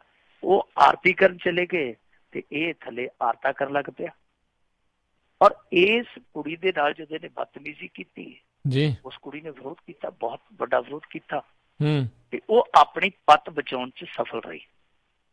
ਔਰ ਉਸ ਤੋਂ ਬਾਅਦ ਉਸ ਕੁੜੀ ਨੇ ਆਪਣੇ ਘਰੇ ਜਾ ਕੇ ਪਹਿਲਾਂ ਤੇ ਲਾਹਨਤਾਂ ਪਾਈਆਂ, ਫਟਕਾਰਾਂ ਪਾਈਆਂ ਕਿ ਤੁਸੀਂ ਆਹ ਬਾਬਾ ਚੁਣਿਆ ਸੀ, ਐਸ ਬਾਬੇ ਦੇ ਲੜ ਲਾਇਆ ਸੀ। ਮੈਂ ਤੇ ਸ਼ਰਧਾ ਬਸ ਹੋ ਕੇ ਇੰਨੀ ਦੂਰ ਸੈਂਕੜੇ ਕਿਲੋਮੀਟਰ ਜਾ ਕੇ ਉੱਥੇ ਚੜਾਵਾ ਚੜਾਉਣ ਗਈ ਸੀ ਤੇ ਮੈਂ ਤੇ ਆਪਦੀ ਪਾਤੀ ਗਵਾ ਲੈਣ ਲੱਗੀ ਸੀਗੀ। ਫਿਰ ਉਸ ਕੁੜੀ ਨੇ ਆਖਿਆ ਕਿ ਮੈਂ ਚੁੱਪ ਨਹੀਂ ਬਹਿਣਾ, ਮੈਂ ਇਹਦੇ ਖਿਲਾਫ ਸ਼ਿਕਾਇਤ ਦਰਜ ਕਰਾਵਾਂਗੀ। ਇੱਥੇ ਇੱਕ ਸਾਡੇ ਇਹ ਖੋਲਿਆ ਕਿ ਕੋਈ ਵੀ ਬਲਾਤਕਾਰ ਜਾਂ ਬਲਾਤਕਾਰ ਦੀ ਕੋਸ਼ਿਸ਼ ਦਾ ਮਾਮਲਾ ਹੈ ਨਾ, ਉਹ ਵਿਕਟਮ ਕਿਤੇ ਵੀ ਦਰਜ ਕਰਵਾ ਸਕਦਾ ਹੈ। ਜੀ ਇਸ ਕੁੜੀ ਨੇ ਜਾ ਕੇ ਛੱਤੀਸਗੜ੍ਹ ਦੇ ਵਿੱਚ ਸ਼ਿਕਾਇਤ ਦਰਜ ਕਰਵਾਈ ਹੈ। ਤੁਹਾਨੂੰ ਯਾਦ ਹੋਣਾ ਕਿ ਕੁੜੀ ਕਿਤੋਂ ਹੋਰ ਦੀ ਸੀਗੀ ਤੇ ਜਾ ਕੇ ਆਸਾਰਾਮ ਦੇ ਖਿਲਾਫ ਉਹਨੇ ਸ਼ਿਕਾਇਤ ਰਾਜਸਥਾਨ ਚ ਦਰਜ ਕਰਵਾਈ ਸੀ, 0 FIR। ਉਸ ਤੋਂ ਬਾਅਦ ਦੂਸਰੀ FIR ਹੋ ਗਈ ਸੀ। ਸੋ ਏਦਾਂ ਹੀ ਇਸ ਮਾਮਲੇ 'ਚ ਉਸ ਕੁੜੀ ਨੇ ਛੱਤੀਸਗੜ੍ਹ ਦੇ ਵਿੱਚ ਜਾ ਕੇ 0 FIR ਦਰਜ ਕਰਵਾ ਦਿੱਤੀ। ਪੁਲਿਸ ਜਿਹੜੀ ਅਲਵਰ ਪਹੁੰਚ ਗਈ, ਉਹ ਜਦੋਂ ਉਹਨੂੰ ਪਤਾ ਲੱਗਿਆ ਫਲਹਾਰੀ ਬਾਬੇ ਨੂੰ, ਉਹ ਫਰਾਰੀ ਬਾਬਾ ਬਣਨ ਲੱਗਾ ਸੀ ਪਹਿਲਾਂ, ਤੇ ਮੁੜ ਕੇ ਉਹ ਥੰਮਿਆ ਗਿਆ। ਮੁੜ ਕੇ ਤੁਹਾਨੂੰ ਪਤਾ ਹੀ ਆ, ਨੇਤਾ ਹੋਣ ਚਾਹੇ ਅਭਿਨੇਤਾ ਹੋਣ ਚਾਹੇ ਆ ਬਾਬੇ ਹੋਣ, ਇਹਨਾਂ ਦੇ ਸੀਨੇ 'ਚ ਦਰਦ ਨਿਕਲ ਆਉਂਦਾ, ਹਾਏ ਮਰ ਗਏ ਕਰਨ ਲੱਗ ਪੈਂਦੇ ਆ। ਉਹ ਝੱਟ ਉਹਨੂੰ ਹਸਪਤਾਲ ਪਹੁੰਚਾ ਦਿੱਤਾ ਗਿਆ। ਹੁਣ ਜਿਹੜੀ ਪੁਲਿਸ ਆ ਉਹ ਹੱਥ ਜੋੜ ਕੇ ਬਾਹਰ ਬੈਠੀ ਆ, ਸੰਗਤ ਵੀ ਬਾਹਰ ਬੈਠੀ ਆ ਕਿ ਇਹ ਬਾਬਾ ਸਾਡਾ ਕਦੋਂ ਬਾਹਰ ਆਵੇ। ਤੇ ਪੁਲਿਸ ਇਸ ਕਰਕੇ ਹੱਥ ਜੋੜ ਕੇ ਬੈਠੀ ਕਿ ਹੇ ਪ੍ਰਮਾਤਮਾ ਇਹਨੂੰ ਡਿਸਚਾਰਜ ਕਰਵਾ, ਅਸੀਂ ਆਪੋ ਆਪਣੇ ਘਰਾਂ ਨੂੰ ਜਾਈਏ, ਫੜ ਕੇ ਇਹਨੂੰ ਜੇਲ੍ਹ 'ਚ ਦੇ ਕੇ ਆਈਏ। ਉਹ ਉੱਥੋਂ ਨਹੀਂ ਨਿਕਲਦਾ ਪਿਆ, ਪੁਲਿਸ ਵਾਲੇ ਉੱਥੋਂ ਆਪਣੀ ਜਾਨ ਨਹੀਂ ਛੁਡਾ ਪਾਉਂਦੇ। ਹੁਣ ਉਹਨੂੰ ਪਤਾ ਨਹੀਂ ਕੀ ਬਿਮਾਰੀ ਚੰਬੜ ਗਈ ਆ, ਝੱਟ ਭਲਾ ਤੇ ਉਹ ਝੱਟ ਪਹਿਲਾਂ ਤੇ ਚੰਗਾ ਭਲਾ ਸੀਗਾ, ਹੁਣ ਉਹ ਕਹਿੰਦੇ ਆ ਕਿ ਹਾਲੇ ਡਿਸਚਾਰਜ ਨਹੀਂ ਕਰ ਸਕਦੇ ਡਾਕਟਰ। ਸੋ ਇਹ ਮਾਮਲਾ ਆਪਣੇ ਆਪ ਦੇ ਵਿੱਚ ਇੱਕ ਵਾਰੀ ਫੇਰ ਉੱਭਰਿਆ ਕਿ ਇੱਥੋਂ ਦੇ ਜਿਹੜੇ ਡੇਰੇ ਆ, ਕਿਉਂਕਿ ਇਹ ਜਿਹੜਾ ਡੇਰੇਦਾਰ ਸੀਗਾ ਇਹ ਵੀ ਇਸੇ ਤਰ੍ਹਾਂ ਦਾ ਡੇਰੇਦਾਰ ਸੀਗਾ ਜਿੱਦਾਂ ਦਾ ਗੁਰਮੀਤ ਰਾਮ ਰਹੀਮ ਸੀਗਾ। ਇਹਨੇ ਵੀ ਬਹੁਤ ਵੱਡੇ ਪੱਧਰ ਤੇ ਆਪਣਾ ਇਹ ਡੇਰਾ ਫੈਲਾਇਆ ਹੋਇਆ ਸੀ। ਕਈ ਸੈਂਕੜੇ ਕਿੱਲਿਆਂ 'ਚ ਇਹ ਡੇਰਾ ਸੀਗਾ, ਆਸ਼ਰਮ ਸੀਗਾ। ਇਹ ਕਈ ਸਕੂਲ ਵੀ ਚਲਾਉਂਦਾ ਸੀ, ਕਈ ਸਮਾਜ ਭਲਾਈ ਦੇ ਕੰਮ ਵੀ ਕਰਦਾ ਸੀਗਾ। ਔਰ ਫਲਹਾਰੀ ਬਾਬਾ ਕਿੱਥੋਂ ਆਇਆ ਅੱਜ ਤੱਕ ਇਹਦਾ ਕੋਈ ਪਤਾ ਨਹੀਂ ਹੈ, ਇਹਦਾ ਪਿਛੋਕੜ ਦਾ ਕੋਈ ਪਤਾ ਹੀ ਨਹੀਂ ਹੈ। ਸੋ ਸਿਮਿਲੈਰਿਟੀ ਇੱਕ ਇਹ ਵੀ ਆ ਕਿ ਗੁਰਮੀਤ ਰਾਮ ਰਹੀਮ ਹੈ ਜਿਹੜਾ, ਉਹ ਵੀ ਰਾਜਸਥਾਨ ਦਾ ਤੇ ਇਹ ਵੀ ਰਾਜਸਥਾਨ ਦਾ ਨਿਕਲਿਆ ਜੀ। ਖੈਰ ਹੁਣ ਇਸ ਮਾਮਲੇ ਦੇ ਵਿੱਚ ਪੁਲਿਸ ਜੋ ਕਰਦੀ ਪਈ ਉਹ ਤੇ ਚਲੋ ਠੀਕ ਕਰਦੀ ਪਈ, ਉਹਨਾਂ ਨੇ ਸ਼ਿਕਾਇਤ ਦਰਜ ਕਰ ਲਈ ਹੈ। ਪਰ ਹੋਣਾ ਇਹ ਚਾਹੀਦਾ ਹੈ ਕਿ ਇਸ ਫਲਹਾਰੀ ਬਾਬੇ ਦੇ ਖਿਲਾਫ ਜਲਦੀ ਤੋਂ ਜਲਦੀ ਐਕਸ਼ਨ ਕਰਨ ਲਈ ਡਾਕਟਰਾਂ ਦਾ ਇੱਕ ਪੈਨਲ ਬਣਾਉਣਾ ਚਾਹੀਦਾ, ਔਰ ਉਹ ਪੈਨਲ ਇਹ ਜਾਂਚ ਪੜਤਾਲ ਕਰੇ ਕਿ ਕੀ ਵਾਕਈ ਇਹਨੂੰ ਬਿਮਾਰੀ ਹੈਗੀ ਹੈ ਜਿਹੜੀ ਦੱਸਦਾ, ਔਰ ਉਸ ਬਿਮਾਰੀ ਦਾ ਜੇ ਸਾਫ਼ ਹੋ ਜਾਂਦਾ ਕਿ ਉਹ ਬਿਮਾਰੀ ਲੱਗੀ ਹੈ ਇਹਨੂੰ, ਉਸ ਬਿਮਾਰੀ ਦਾ ਇਲਾਜ ਕੀ ਹਸਪਤਾਲ 'ਚ ਹੈ ਨਹੀਂ, ਜੇ ਉਹ ਇਲਾਜ ਜੇਲ੍ਹ ਦੇ ਹਸਪਤਾਲ ਦੇ ਵਿੱਚ ਹੈਗਾ ਤੇ ਫਿਰ ਇਹਨੂੰ ਉੱਥੇ ਸੁੱਟਣਾ ਚਾਹੀਦਾ। ਸੋ ਮੇਰੇ ਖਿਆਲ ਦੇ ਨਾਲ ਇਹ ਨਾਟਕ ਹੈ ਜਿਹੜਾ ਨੌਟੰਕੀ ਹੈ ਇਹਦਾ ਬੰਦ ਕਰਾਉਣਾ ਚਾਹੀਦਾ। ਸੋ ਪਤਾ ਕਰਨਾ ਚਾਹੀਦਾ ਹੈ ਕਿ ਇਹਨੂੰ ਕੀ ਬਿਮਾਰੀ ਹੈ। ਜੀ ਜੀ ਅਗਲੀ ਆਪਾਂ ਮਿੰਟੂ ਜੀ ਗੱਲ ਕਰਦੇ ਹਾਂ ਵੀ ਅਨਿਲ ਵਿਜ ਨੇ ਕਿਹਾ ਆ ਵੀ ਪੰਚਕੂਲਾ 'ਚ ਮਰਨ ਵਾਲਿਆਂ ਨੂੰ ਦਿੱਤਾ ਜਾਵੇਗਾ ਮੁਆਵਜ਼ਾ। ਦੇਖੋ ਜਿਹੜਾ ਵਿਜ ਆ ਨਾ, ਇਹ ਇੰਨੀਆਂ ਕੁ ਕਰਤੂਤਾਂ ਦਾ ਮਾਲਕ ਆ, ਇਹਦੀ ਅਕਲ ਇਹੋ ਜਿਹੀ ਆ। ਕਦੇ ਆਖ ਦਿੰਦਾ ਕਿ ਆ ਜਿਹੜਾ ਨੋਟ ਤੇ ਗਾਂਧੀ ਬੈਠਾ ਇਹਨੂੰ ਪਾਸੇ ਕਰ ਦੂ ਨਹੀਂ ਤਾਂ ਦੇਸ਼ ਦਾ ਬੇੜਾ ਗਰਕ ਕਰ ਦੂਗਾ। ਕਦੇ ਆਖ ਦਿੰਦਾ ਕਿ ਜੀ ਆ ਜਿਹੜਾ ਡੇਰਾ ਇਹਦੇ 'ਚ ਤਾਂ ਮੈਂ ਜਾਣਾ ਹੀ ਜਾਣਾ, ਕੋਈ ਨਹੀਂ ਰੋਕ ਸਕਦਾ ਮੈਨੂੰ, ਮੈਂ ਅੱਗੇ ਵੀ ਜਾਂਦਾ ਸੀ ਹੁਣ ਵੀ ਜਾਊਂਗਾ। ਇੱਕ ਵਾਰੀ ਇਹ ਓਲੰਪਿਕ 'ਚ ਚਲੇ ਗਿਆ, ਓਲੰਪਿਕ 'ਚ ਖੇਡਣ ਨਹੀਂ ਚਲੇ ਗਿਆ ਕਿਤੇ, ਵੇਖੀ ਜਾਓ ਗੂਗਲ 'ਚੋਂ ਫੋਲ ਕੇ ਕਿ ਕਿਹੜੀ ਗੇਮ 'ਚ ਗਿਆ ਸੀਗਾ। ਇਹ ਕਹਿੰਦਾ ਜੀ ਮੈਂ ਖਿਡਾਰੀਆਂ ਦਾ ਹੌਸਲਾ ਵਧਾਉਣ ਚੱਲਿਆ ਵਾਂ, ਨਾਲ 7-8 ਲੰਗੌੜ ਲੈ ਲਏ ਇਹਨੇ, ਨਾਲ ਚਲੇ ਗਿਆ। ਤੇ ਉੱਥੇ ਹੋਟਲ 'ਚ ਬੈਠੇ ਖਾਈ ਜਾਂਦੇ ਸੀ।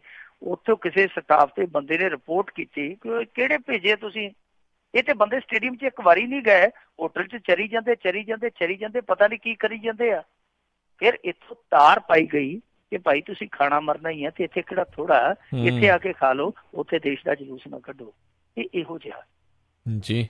ਹੁਣ ਜਿਸ ਤਰੀਕੇ ਨਾਲ ਇਹਦਾ ਹੇਜ਼ ਜਾਗਿਆ ਪਿਆ ਇਸ ਡੇਰੇ ਪ੍ਰਤੀ, ਮੈਨੂੰ ਤਾਂ ਲੱਗਦਾ ਕਿ ਇਹਨੂੰ ਇਹਦੀ ਗੱਦੀ ਤੇ ਬਿਠਾ ਦੇਣਾ ਚਾਹੀਦਾ ਜਿੱਦਾਂ ਦੀ ਇਹ ਗੱਲਾਂ ਕਰਦਾ ਪਿਆ। ਕਹਿੰਦਾ ਜੀ ਕਿ ਪੰਚਕੂਲੇ ਦੇ ਵਿੱਚ ਜਿਹੜੇ ਬੰਦੇ ਮਰੇ ਆ ਉਹਨਾਂ ਦੇ ਪਰਿਵਾਰਾਂ ਨੂੰ ਮੁਆਵਜ਼ਾ ਦੇਣਾ ਚਾਹੀਦਾ। ਉਹ ਕਹਿੰਦੇ ਕਿ ਜੇ ਜਾਟ ਅੰਦੋਲਨ ਦੇ ਵਿੱਚ ਜਿਹੜੇ ਅੰਦੋਲਨਕਾਰੀ ਮਰੇ ਸੀ ਉਹ ਮੁਆਵਜ਼ਾ ਲੈ ਸਕਦੇ ਆ ਤੇ ਇਹ ਕਿਉਂ ਨਹੀਂ, ਇਹਨਾਂ ਨੂੰ ਮੁਆਵਜ਼ਾ ਦਿੱਤਾ ਜਾਣਾ ਚਾਹੀਦਾ। ਦੇਖੋ ਇੱਥੇ ਕੁਛ ਹੱਦ ਤੱਕ ਉਹ ਠੀਕ ਜਾਪਦਾ, ਕਿਉਂਕਿ ਐਜੀਟੇਸ਼ਨ ਜੋ ਜਾਟਾਂ ਦਾ ਹੋਇਆ ਸੀਗਾ ਉਹਦੇ ਵਿੱਚ ਵੀ ਉਹਨਾਂ ਨੇ ਨੁਕਸਾਨ ਬਹੁਤ ਕੀਤਾ ਸੀ ਪ੍ਰਾਪਰਟੀ ਦਾ, ਲੋਕਾਂ ਦੀਆਂ ਪੱਤਾਂ ਵੀ ਲੁੱਟੀਆਂ ਗਈਆਂ ਸੀ ਉਸ ਅੰਦੋਲਨ ਦੇ ਦੌਰਾਨ, ਪਰ ਬਾਵਜੂਦ ਇਸ ਦੇ ਜਿਹੜੇ ਅੰਦੋਲਨਕਾਰੀ ਮਰ ਗਏ ਸਨ ਉਹਨਾਂ ਨੂੰ ਮੁਆਵਜ਼ਾ ਦਿੱਤਾ ਗਿਆ ਸੀ। ਇੱਥੋਂ ਤੱਕ ਠੀਕ ਆ, ਪਰ ਇਹਨੂੰ ਰਲਗੱਡ ਕਰ ਦੇਣਾ ਪੰਚਕੂਲੇ ਦੇ ਨਾਲ, ਇਹ ਮੇਰੇ ਖਿਆਲ ਦੇ ਨਾਲ ਗਲਤ ਆ, ਕਿਉਂਕਿ ਉੱਥੇ ਮੰਗ ਇੱਕ ਰੱਖੀ ਜਾ ਰਹੀ ਸੀ ਜਦ ਕਿ ਇੱਥੇ ਸਿੱਧੇ ਤਰੀਕੇ ਨਾਲ ਦੇਸ਼ ਨੂੰ ਲਲਕਾਰਿਆ ਜਾ ਰਿਹਾ ਸੀ, ਦੇਸ਼ ਦੇ ਸੰਵਿਧਾਨ ਨੂੰ ਵੰਗਾਰਿਆ ਜਾ ਰਿਹਾ ਸੀਗਾ। ਲਲਕਾਰਿਆ ਵੰਗਾਰਿਆ ਨਹੀਂ, ਸਿਸਟਮ ਨੂੰ ਲਤਾੜਿਆ ਜਾ ਰਿਹਾ ਸੀਗਾ। ਸੋ ਰਲਗੱਡ ਨਹੀਂ ਸੀ ਕਰਨਾ ਚਾਹੀਦਾ। ਪਰ ਫਿਰ ਵੀ ਜੇ ਇਹ ਕਹਿੰਦਾ ਕਿ ਪੰਚਕੂਲੇ 'ਚ ਜਿਹੜੇ ਲੋਕ ਮਰੇ ਆ ਮੁਆਵਜ਼ਾ ਇਹਨਾਂ ਨੂੰ ਦੇਣਾ ਚਾਹੀਦਾ ਤੇ ਦੇ ਦੇਣਾ ਚਾਹੀਦਾ।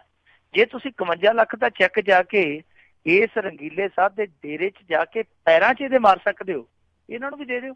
ਤੁਸੀਂ ਆਪਦੇ ਪੱਲਿਓਂ ਦੇਣਾ, ਆਪਦੇ ਲੋਕਾਂ ਦੇ ਟੈਕਸ 'ਚੋਂ ਦੇਣਾ। ਸਾਨੂੰ ਕੀ ਆ, ਸਾਡੀ ਕੀ ਬੱਕੀ 'ਚ ਪੀੜ ਆ, ਤੁਸੀਂ ਭਾਵੇਂ ਇਹਨਾਂ ਨੂੰ 5-5 ਕਰੋੜ ਦਾ ਚੈੱਕ ਦੇ ਦਿਓ, ਸਾਨੂੰ ਕੋਈ ਤਕਲੀਫ ਨਹੀਂ। ਪਰ ਏਦਾਂ ਕਰੋ ਕਿ ਜੇ ਤੁਸੀਂ ਇਹਨਾਂ ਨੂੰ ਦੇਣਾ ਮੁਆਵਜ਼ਾ ਤੇ ਫਿਰ ਕਿਰਪਾ ਕਰਕੇ ਜਿਨ੍ਹਾਂ ਲੋਕਾਂ ਦੇ ਉੱਥੇ ਵਾਹਨ ਨੁਕਸਾਨੇ ਗਏ ਆ, ਜਿਨ੍ਹਾਂ ਲੋਕਾਂ ਦੇ ਵਹੀਕਲ ਸਾੜੇ ਗਏ ਆ, ਉਹਨਾਂ ਨੂੰ ਵੀ ਮੁਆਵਜ਼ਾ ਦਿਓ। ਜਿਨ੍ਹਾਂ ਲੋਕਾਂ ਦਾ ਇੰਟਰਨੈਟ ਬੰਦ ਕਰਕੇ ਤੁਸੀਂ ਕਾਰੋਬਾਰ ਠੱਪ ਕੀਤਾ, ਉਹਨਾਂ ਨੂੰ ਵੀ ਮੁਆਵਜ਼ਾ ਦਿਓ। ਜਿਨ੍ਹਾਂ ਮੀਡੀਆ ਵਾਲਿਆਂ ਦਾ ਇਹਨਾਂ ਨੇ ਕੁਛ ਛੱਡਿਆ ਹੀ ਨਹੀਂ, ਸਣੇ ਕੈਮਰਾ ਸਣੇ ਉਹ ਵੀ ਵਹਿਣਾ ਸਭ ਕੁਛ ਸਾੜ ਕੱਤਿਆ, ਉਹਨਾਂ ਨੂੰ ਵੀ ਮੁਆਵਜ਼ਾ ਦਿਓ। ਜਿੰਨਾ ਸਾਰਾ ਨੁਕਸਾਨ ਹੋਇਆ, ਚਾਹੇ ਉਹ ਨਿੱਜੀ ਸੰਪत्ति ਹੈ ਕਿਸੇ ਦੀ, ਚਾਹੇ ਜਨਤਕ ਸੰਪत्ति ਹੈ, ਉਹਦਾ ਸਾਰਾ ਵੀ ਮੁਆਵਜ਼ਾ ਦਿਓ। ਜੇ ਤੁਸੀਂ ਉਹਨਾਂ ਨੂੰ ਮੁਆਵਜ਼ਾ ਦੇਣਾ ਦਿਓ, ਪਰ ਜਿਹੜੇ ਦੂਸਰੇ ਨੁਕਸਾਨ ਹੋਏ ਆ ਉਹਨਾਂ ਦੇ ਮੁਆਵਜ਼ੇ ਦੀ ਵੀ ਭਰਪਾਈ ਕਰ ਦਿਓ। ਸੋ ਜਿਹੜਾ ਅਨਿਲ ਵਿਜ ਆ, ਇਹ ਇੱਕ ਤਰ੍ਹਾਂ ਨਾਲ ਜਿੱਦਾਂ ਕਹੀਏ ਨਾ ਚਿੜਿਆ ਹੁੰਦਾ ਇਨਸਾਨ, ਇਹਦੇ ਤੇ ਕਾਰਵਾਈ ਕੀ ਹੋਈ ਆ, ਇਹ ਅਨਿਲ ਵਿਜ ਖਿਝ ਬਾਹਰ ਕੱਢਦਾ ਪਿਆ ਆਪਦੀ। ਸੋ ਇਹਦੀ ਖਿਝ ਆ, ਇਹ ਨਹੀਂ ਹੈਗਾ ਕਿ ਉਹ ਪੰਚਕੂਲੇ 'ਚ ਮਰਨ ਵਾਲਿਆਂ ਦਾ ਬਹੁਤ ਵੱਡਾ ਖੈਰ ਖਵਾਹ ਆ। ਦਰਅਸਲ ਇਹ ਕਿਸੇ ਬਹਾਨੇ ਖਿਝ ਕੱਢਦਾ ਪਿਆ ਕਿਉਂਕਿ ਇਹਨਾਂ ਦਾ ਬਹੁਤ ਜ਼ਿਆਦਾ ਪ੍ਰੇਮ ਸੀ ਉਸ ਡੇਰੇਦਾਰ ਦੇ ਨਾਲ। ਉਹ ਪ੍ਰੇਮ ਟੁੱਟਿਆ ਹੀ ਟੁੱਟਿਆ। ਨਾਲ ਇਹ ਵੀ ਇੱਕ ਬਹੁਤ ਵੱਡੀ ਇਹਨਾਂ ਦੇ ਸਾਹਮਣੇ ਮੁਸ਼ਕਲ ਖੜੀ ਹੋ ਗਈ ਆ ਕਿ ਇਹ ਆਪਣੇ ਯਾਰ ਨੂੰ ਸਿੱਧੇ ਤੌਰ ਤੇ ਜਾ ਕੇ ਜੇਲ੍ਹ ਦੇ ਵਿੱਚ ਮਿਲ ਵੀ ਨਹੀਂ ਸਕਦੇ। ਸੋ ਅਨਿਲ ਵਿਜ ਦੇ ਮਨ 'ਚ ਖਿਝਿਆ, ਕਿਸੇ ਨਾ ਕਿਸੇ ਬਹਾਨੇ ਕੱਢਦਾ ਪਿਆ, ਨੂੰ ਕੱਢੀ ਜਾਣ ਦੇਣੀ ਚਾਹੀਦੀ ਹੈ। ਪਰ ਇਹਨੂੰ ਇਹ ਸਵਾਲ ਜ਼ਰੂਰ ਕਰਨਾ ਚਾਹੀਦਾ ਕਿ ਜਿਹੜੇ ਉਹ ਮਰੇ ਸੀਗੇ ਉਹਨਾਂ ਨੂੰ ਤੇ ਤੁਸੀਂ ਹੁਣ ਮੁਆਵਜ਼ੇ ਦੀ ਮੰਗ ਕਰਦੇ ਹੋ। ਜਾਟ ਅੰਦੋਲਨ ਦੇ ਵਿੱਚ ਜਿਹੜੇ ਮਰੇ ਸੀ ਉਹਨਾਂ ਨੂੰ ਦਿੱਤੇ ਮੁਆਵਜ਼ੇ ਦੀ ਤੁਸੀਂ ਉਦਾਹਰਨ ਦਿੰਦੇ ਹੋ। ਜਦੋਂ ਸਾਰਿਆਂ ਨੂੰ ਤੁਸੀਂ ਇਨਸਾਫ ਦੀ ਗੱਲ ਕਰਦੇ ਹੋ, ਜਦੋਂ ਤੁਸੀਂ ਸਾਰਿਆਂ ਨੂੰ ਮੁਆਵਜ਼ੇ ਦੀ ਗੱਲ ਕਰਦੇ ਹੋ, ਤੇ ਜਿਹੜੇ ਮੁਰਸਲ ਢਾਬੇ ਦੇ ਵਿੱਚ ਤੁਸੀਂ ਬੇਦੋਸ਼ੇ ਜੀ ਕਿਸੇ ਨੂੰ ਪੱਤ ਦਾ ਕਿਸੇ ਨੂੰ ਨੁਕਸਾਨ ਝੱਲਣਾ ਪਿਆ, ਕਿਸੇ ਨੂੰ ਲੁੱਟ ਦਾ ਨੁਕਸਾਨ ਝੱਲਣਾ ਪਿਆ, ਉਹਨਾਂ ਬਾਰੇ ਤੁਹਾਡਾ ਕੀ ਖਿਆਲ ਹੈ, ਇਹ ਵੀ ਦੱਸ ਦਿਓ ਜਰਾ। ਜੀ ਜੀ ਅਗਲੀ ਜਿਹੜੀ ਆਪਾਂ ਮਿੰਟੂ ਜੀ ਗੱਲ ਕਰਦੇ ਹਾਂ ਵੀ ਗੁਰਦਾਸਪੁਰ ਚੋਣ ਦੇ ਲਈ ਭਾਜਪਾ ਨੇ ਸਵਰਨ ਸਿੰਘ ਸਲਾਰੀਆ ਅਤੇ ਖੇਡਿਆ ਦਾ, ਉਧਰ ਖਜੂਰੀਆ ਦੇ ਕਹਿੰਦੇ ਗਨਮੈਨ ਨੇ ਗੋਲੀਆਂ ਵਰਾਤੀਆਂ। ਦੇਖੋ ਜਿਹੜਾ ਸਵਰਨ ਸਿੰਘ ਸਲਾਰੀਆ ਇਹ ਬਹੁਤ ਵੱਡਾ ਕਾਰੋਬਾਰੀ ਆ। ਬੰਬੇ ਦੇ ਵਿੱਚ ਇਹਦੇ ਕਾਰੋਬਾਰ ਚੱਲਦੇ ਆ, ਰਹਿਣ ਵਾਲਾ ਇੱਥੋਂ ਦਾ ਹੀ ਆ। ਕਵਿਤਾ ਖੰਨਾ ਵੀ ਵੈਸੇ ਤੇ ਰਹਿਣ ਵਾਲੀ ਗੁਜਰਾਤ ਦੀ ਸੀਗੀ, ਪਰ ਹੁਣ ਰਹਿਸ਼ ਉਹਨਾਂ ਦੀ ਬੰਬੇ ਆ। ਦੋਵੇਂ ਇੱਕ ਤਰ੍ਹਾਂ ਨਾਲ ਕਹਿ ਲਈਏ ਕਿ ਬੰਬਈ ਵਾਲੇ ਸੀਗੇ, ਬੰਬਈਆ ਬਾਬੂ ਸੀਗੇ। ਪਰ ਟਿਕਟ ਹੈ ਜਿਹੜੀ ਉਹ ਮਿਲੀ ਹੈ ਸਲਾਰੀਆ ਨੂੰ। ਸਲਾਰੀਆ ਨੂੰ ਟਿਕਟ ਸ਼ਾਇਦ ਇਸ ਕਰਕੇ ਮਿਲੀ ਹੈ ਕਿਉਂਕਿ ਇੱਕ ਤੇ ਪਿਛਲੀ ਵਾਰੀ ਵੀ ਇਹ ਰਹਿ ਗਿਆ ਸੀਗਾ, ਬਿਲਕੁਲ ਗੱਡੀ ਨੂੰ ਹੱਥ ਪੈ ਹੀ ਗਿਆ ਸੀ ਡੰਡੇ ਨੂੰ, ਟਾਈਮ ਤੇ ਟਾਈਮ ਗੱਡੀ ਨੂੰ ਰਹਿ ਗਿਆ ਸੀ। ਇੱਕ ਤੇ ਇਹਦਾ ਵਾਧਾ ਬਣਿਆ, ਦੂਸਰਾ ਇਹ ਹੈ ਕਿ ਲੋਕਲ ਰਹਿਣ ਵਾਲਾ, ਤੀਜਾ ਇਹ ਹੈ ਕਿ ਕਵਿਤਾ ਖੰਨਾ ਉਹ ਮੁਕਾਬਲਾ ਨਹੀਂ ਦੇ ਸਕਦੀ ਇਸ ਸਮੇਂ ਕਾਂਗਰਸ ਨੂੰ ਜੋ ਇਹਦੇ 'ਚ ਦਮਖਮ ਹੈ, ਕਿਉਂਕਿ ਇਹਦੇ ਕੋਲ ਪੈਸਾ ਧੇਲਾ ਹੈ ਔਰ ਉੱਥੇ ਇਹਦੇ ਥੱਲੇ ਕਾਡਰ ਵੀ ਕੰਮ ਕਰਦਾ। ਸੋ ਭਾਰਤੀ ਜਨਤਾ ਪਾਰਟੀ ਨੇ ਸਲਾਰੀਆ ਨੂੰ ਉਤਾਰ ਦਿੱਤਾ ਮੈਦਾਨ 'ਚ। ਪਰ ਹਾਲੇ ਵੀ ਇਉਂ ਲੱਗਦਾ ਕਿ ਜਿਹੜਾ ਜਾਖੜ, ਬੇਸ਼ੱਕ ਜਾਖੜ ਵੀ ਇਹਨਾਂ ਵਾਂਗੂ ਪੱਕੇ ਤੌਰ ਤੇ ਉੱਥੋਂ ਦਾ ਰਹਿਣ ਵਾਲਾ ਵੀ, ਪਰ ਫਿਰ ਵੀ ਇਹਨਾਂ ਦੇ ਮੁਕਾਬਲੇ ਕਿਤੇ ਨਾ ਕਿਤੇ ਥੋੜਾ ਜਿਹਾ ਮਜ਼ਬੂਤ ਨਜ਼ਰ ਆਉਂਦਾ। ਮਜ਼ਬੂਤ ਇਸ ਕਰਕੇ ਨਜ਼ਰ ਆਉਂਦਾ ਕਿਉਂਕਿ ਭਾਰਤੀ ਜਨਤਾ ਪਾਰਟੀ ਦੀ ਜਿਹੜੀ ਕੇਂਦਰ 'ਚ ਸਰਕਾਰ ਚੱਲਦੀ ਪਈ ਹੈ ਉਹਦੇ ਪੱਲੇ ਕੋਈ ਇਹੋ ਜਿਹੀ ਪ੍ਰਾਪਤੀ ਹੈ ਹੀ ਨਹੀਂ ਜਿਹੜੀ ਜਾ ਕੇ ਵੋਟਰ ਨੂੰ ਦੱਸ ਸਕਣ। ਇਹਨਾਂ ਦੇ ਪੱਲੇ ਕੋਈ ਪ੍ਰਾਪਤੀ ਹੈ ਨਹੀਂ। ਇੱਕ ਤੇ ਉਹ ਅਸਰ ਪਵੇਗਾ, ਦੂਜਾ ਕਿ ਹਿੰਦੂ ਵੋਟ ਬੈਂਕ ਬਹੁਤ ਵੱਡਾ ਇਹਨਾਂ ਲਈ ਸਹਾਰਾ ਹੁੰਦੀ ਸੀ। ਗੁਰਦਾਸਪੁਰ ਦੇ ਵਿੱਚ ਉਹ ਵੋਟ ਐਤਕੀ ਵੰਡੀ ਜਾਣੀ ਹੈ। ਖਜੂਰੀਆ ਸਾਹਿਬ ਨੇ ਆਪਣਾ ਹਿੱਸਾ ਲੈ ਲੈਣਾ, ਜਾਖੜ ਸਾਹਿਬ ਨੇ ਆਪਣਾ ਹਿੱਸਾ ਲੈ ਲੈਣਾ, ਕਿਉਂਕਿ ਕਾਂਗਰਸ ਨੇ 40 ਸਾਲਾਂ ਬਾਅਦ ਉੱਥੇ ਕਿਸੇ ਹਿੰਦੂ ਨੂੰ ਮੈਦਾਨ 'ਚ ਉਤਾਰਿਆ। ਇਸੇ ਕਰਕੇ ਉਤਾਰਿਆ ਕਿ ਹਿੰਦੂ ਵੋਟ ਬੈਂਕ ਦੀ ਕਾਟ ਕੀਤੀ ਜਾ ਸਕੇ। ਸੋ ਲੱਗਦਾ ਇਹ ਆ ਕਿ ਸਲਾਰੀਆ ਟੱਕਰ ਤੇ ਦੇਊਗਾ, ਪਰ ਉਸ ਟੱਕਰ ਨੂੰ ਕਿਸੇ ਨਤੀਜੇ ਤੇ ਪਹੁੰਚਾ ਦਊਗਾ, ਉਹ ਕਹਿਣਾ ਹਾਲੇ ਕਾਹਲੀ ਹੈ। ਦੂਜੀ ਗੱਲ ਜਿਹੜੀ ਅੱਜ ਖਜੂਰੀਆ ਸਾਹਿਬ ਦੇ ਗਨਮੈਨ ਨੇ ਕੀਤੀ ਹੈ, ਉਹ ਇਹ ਕੀਤੀ ਹੈ ਕਿ ਉਹ ਤੜਕੇ ਪਹੁ ਫਟੌਲੇ ਵੇਲੇ ਪਤਾ ਨਹੀਂ ਕੀ ਖਾ ਕੇ ਬੈਠਾ ਸੀਗਾ, ਉਹਦਾ ਗਨਮੈਨ ਤੜਕੇ ਜਿਵੇਂ ਸੰਨੀ ਦਿਓਲ ਜੀਤ ਫਿਲਮ 'ਚ ਕਰਦਾ ਸੀਗਾ ਫਾਇਰ ਧਰਤੀ ਤੇ, ਉਹਨੇ ਵੀ ਆਪਣੇ ਪਿਸਤੌਲ ਨੂੰ ਕੱਢ ਕੇ ਠਾ ਠਾ ਠਾ ਕਰਾਉਣੀ ਸ਼ੁਰੂ ਕਰ ਦਿੱਤੀ। ਦੱਸਦੇ ਇਹ ਆ ਕਿ ਸਾਰਾ ਮੈਗਜ਼ੀਨ ਹੀ ਖਾਲੀ ਕਰ ਦਿੱਤਾ। 20 ਫਾਇਰ ਕੀਤੇ ਘੱਟੋ ਘੱਟ ਉਹਨੇ ਤੜਕੇ। ਲੋਕ ਕੰਬ ਗਏ ਕਿਉਂਕਿ ਤੁਹਾਨੂੰ ਪਤਾ ਉਸ ਇਲਾਕੇ ਦੇ ਵਿੱਚ ਅੱਗੇ 1-2 ਅੱਤਵਾਦੀ ਹਮਲੇ ਹੋਏ ਆ। ਲੋਕੀ ਤਰਹਿਕ ਗਏ ਕਿ ਤੜਕੇ ਤੜਕੇ ਗੋਲੀਆਂ ਕਿਵੇਂ ਚੱਲ ਪਈਆਂ। ਔਰ ਉਹ ਗੋਲੀਆਂ ਕੋਈ ਕਿਸੇ ਕੰਧ 'ਚ ਵੱਜੀ, ਕੋਈ ਕਿਸੇ ਦੇ ਗੇਟ 'ਚ ਵੱਜੀ, ਆਸੇ ਪਾਸੇ ਵੀ ਵੱਜੀਆਂ। ਇਹ ਨਹੀਂ ਹੈ ਕਿ ਉਹਨੇ ਇੱਕੋ ਜਗ੍ਹਾ ਤੇ ਥੱਲੇ ਜਾਂ ਉਤਾਹ ਨੂੰ ਹਵਾਈ ਫਾਇਰ ਕੀਤਾ, ਉਹ ਲੋਕਾਂ ਦੇ ਜਾ ਕੇ ਘਰਾਂ 'ਚ ਵੀ ਵੱਜੀਆਂ। ਪਰ ਇੰਨੀ ਬਚਤ ਹੋ ਗਈ ਕਿ ਸਵੇਰ ਦਾ ਵਿਖਾ ਸੀਗਾ, ਬਹੁਤਾ ਤੋਰਾ ਫੇਰਾ ਹੈ ਨਹੀਂ ਸੀ ਲੋਕਾਂ ਦਾ, ਕੋਈ ਜਾਨੀ ਨੁਕਸਾਨ ਨਹੀਂ ਹੋਇਆ। ਪਰ ਉਹਦਾ ਕਸਰ ਉਹਨੇ ਕੋਈ ਨਹੀਂ ਛੱਡੀ। ਲੋਕੀ ਦੱਸਦੇ ਆ ਕਿ ਜਿਹੜੀ ਉਹਦੀ ਹਾਲਤ ਸੀ, ਹਾਲਤ ਏਦਾਂ ਦੀ ਸੀ ਕਿ ਜਾਂ ਤੇ ਉਹਨੇ ਕੋਈ ਰਾਤ ਦਾ ਨਸ਼ਾ ਪੀਤਾ ਸੀ ਤੇ ਜਾਂ ਕੋਈ ਤੜਕੇ ਕੋਈ ਇਹੋ ਜਿਹੀ ਬਦਬਲਾ ਖਾ ਲਈ, ਉਹਨੂੰ ਸੁਰਤੀ ਕੋਈ ਨਹੀਂ ਸੀ ਹੈਗੀ। ਹੁਣ ਇੰਨਾ ਸ਼ੁਕਰ ਆ ਕਿ ਉਹ ਉਸ ਸਮੇਂ ਮੌਜੂਦ ਸੀ ਜਦੋਂ ਇਹ ਜਿਹੜੇ ਖਜੂਰੀਆ ਸਾਹਿਬ ਉਹ ਘਰੇ ਨਹੀਂ ਸੀਗੇ, ਉਹ ਕਿਤੇ ਬਾਹਰ ਸੀ। ਪਰ ਦੱਸਦੇ ਆ ਕਿ ਜਿਹੜੀ ਕਾਰ ਖੜੀ ਸੀ, ਇੱਕ ਕਾਰ ਨੂੰ ਵੀ ਨੁਕਸਾਨ ਪਹੁੰਚਿਆ। ਹੁਣ ਉਹਨੂੰ ਹਿਰਾਸਤ 'ਚ ਲੈ ਲਿਆ ਗਿਆ। ਉਹਦੀ ਤਫਤੀਸ਼ ਕੀਤੀ ਜਾ ਰਹੀ ਹੈ ਕਿ ਅਸਲ ਦੇ ਵਿੱਚ ਹੋਇਆ ਕੀ, ਇਹਨੂੰ ਔਰ ਕੀ ਸੀਗਾ, ਇਹ ਕੰਮ ਇਹਨੇ ਕਾਹਤੋਂ ਕੀਤਾ। ਹੁਣ ਜਾਂਚ ਪੜਤਾਲ 'ਚ ਪਤਾ ਲੱਗੂਗਾ ਕਿ ਅਸਲ ਦੇ ਵਿੱਚ ਕਹਾਣੀ ਕੀ ਵਾਪਰੀ ਆ।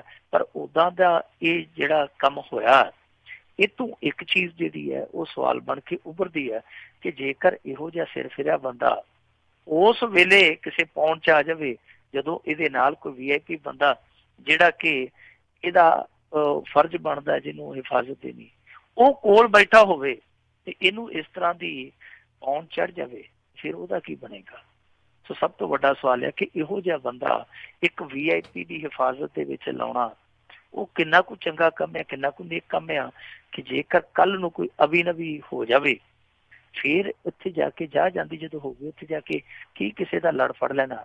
ਸੋ ਪੁਲਿਸ ਨੂੰ ਥੋੜਾ ਜਿਹਾ ਅੰਦਰ ਵੇਖਣ ਦੀ ਜ਼ਰੂਰਤ ਹੈ ਆਪਣੇ, ਕਿ ਇਹ ਜਿਹੜੇ ਪੁਲਿਸੀਏ ਖਾਸ ਤੌਰ ਤੇ ਜਿਹੜੇ VIP ਡਿਊਟੀ ਦੇਣ ਜਾਂਦੇ ਆ, ਕੀ ਉਹ VIP ਡਿਊਟੀ ਦੇਣ ਦੇ ਕਾਬਲ ਆ ਜੀ। ਇੰਨਾ ਜ਼ਿਆਦਾ ਦਬਾਅ, ਇੰਨਾ ਜ਼ਿਆਦਾ ਕਹਿ ਸਕਦੇ ਨਸ਼ੇ ਦੀ ਲੋੜ, ਇੰਨਾ ਜ਼ਿਆਦਾ ਲਾਪਰਵਾਹੀ, ਜੋ ਵੀ ਕੁਝ ਵਾਪਰਿਆ ਉਹਦਾ ਪਤਾ ਲਾਉਣਾ ਚਾਹੀਦਾ। ਤੇ ਇਹ ਵੀ ਪਤਾ ਲਾਉਣਾ ਚਾਹੀਦਾ ਕਿ ਇਹ ਜਿਹੜਾ ਇੱਕ ਹੀ ਹੈ ਜਾਂ ਇਹਦੇ ਵਰਗੇ 21 ਹੋਰ ਵੀ ਹੋਏ ਆ ਜਿਹੜੇ ਇਹੋ ਜਿਹੇ ਕੰਮ ਕਰਨ ਨੂੰ ਤਿਆਰ ਰਹਿੰਦੇ ਆ। ਜੇ ਉਹ ਇਹੋ ਜਿਹੇ ਹੈਗੇ ਆ ਤੇ ਉਹਨਾਂ ਨੂੰ ਹੱਥ ਜੋੜ ਕੇ ਵੇਲੇ ਨਾਲ ਪਿੱਛੇ ਬੁਲਾ ਲੈਣਾ ਚਾਹੀਦਾ।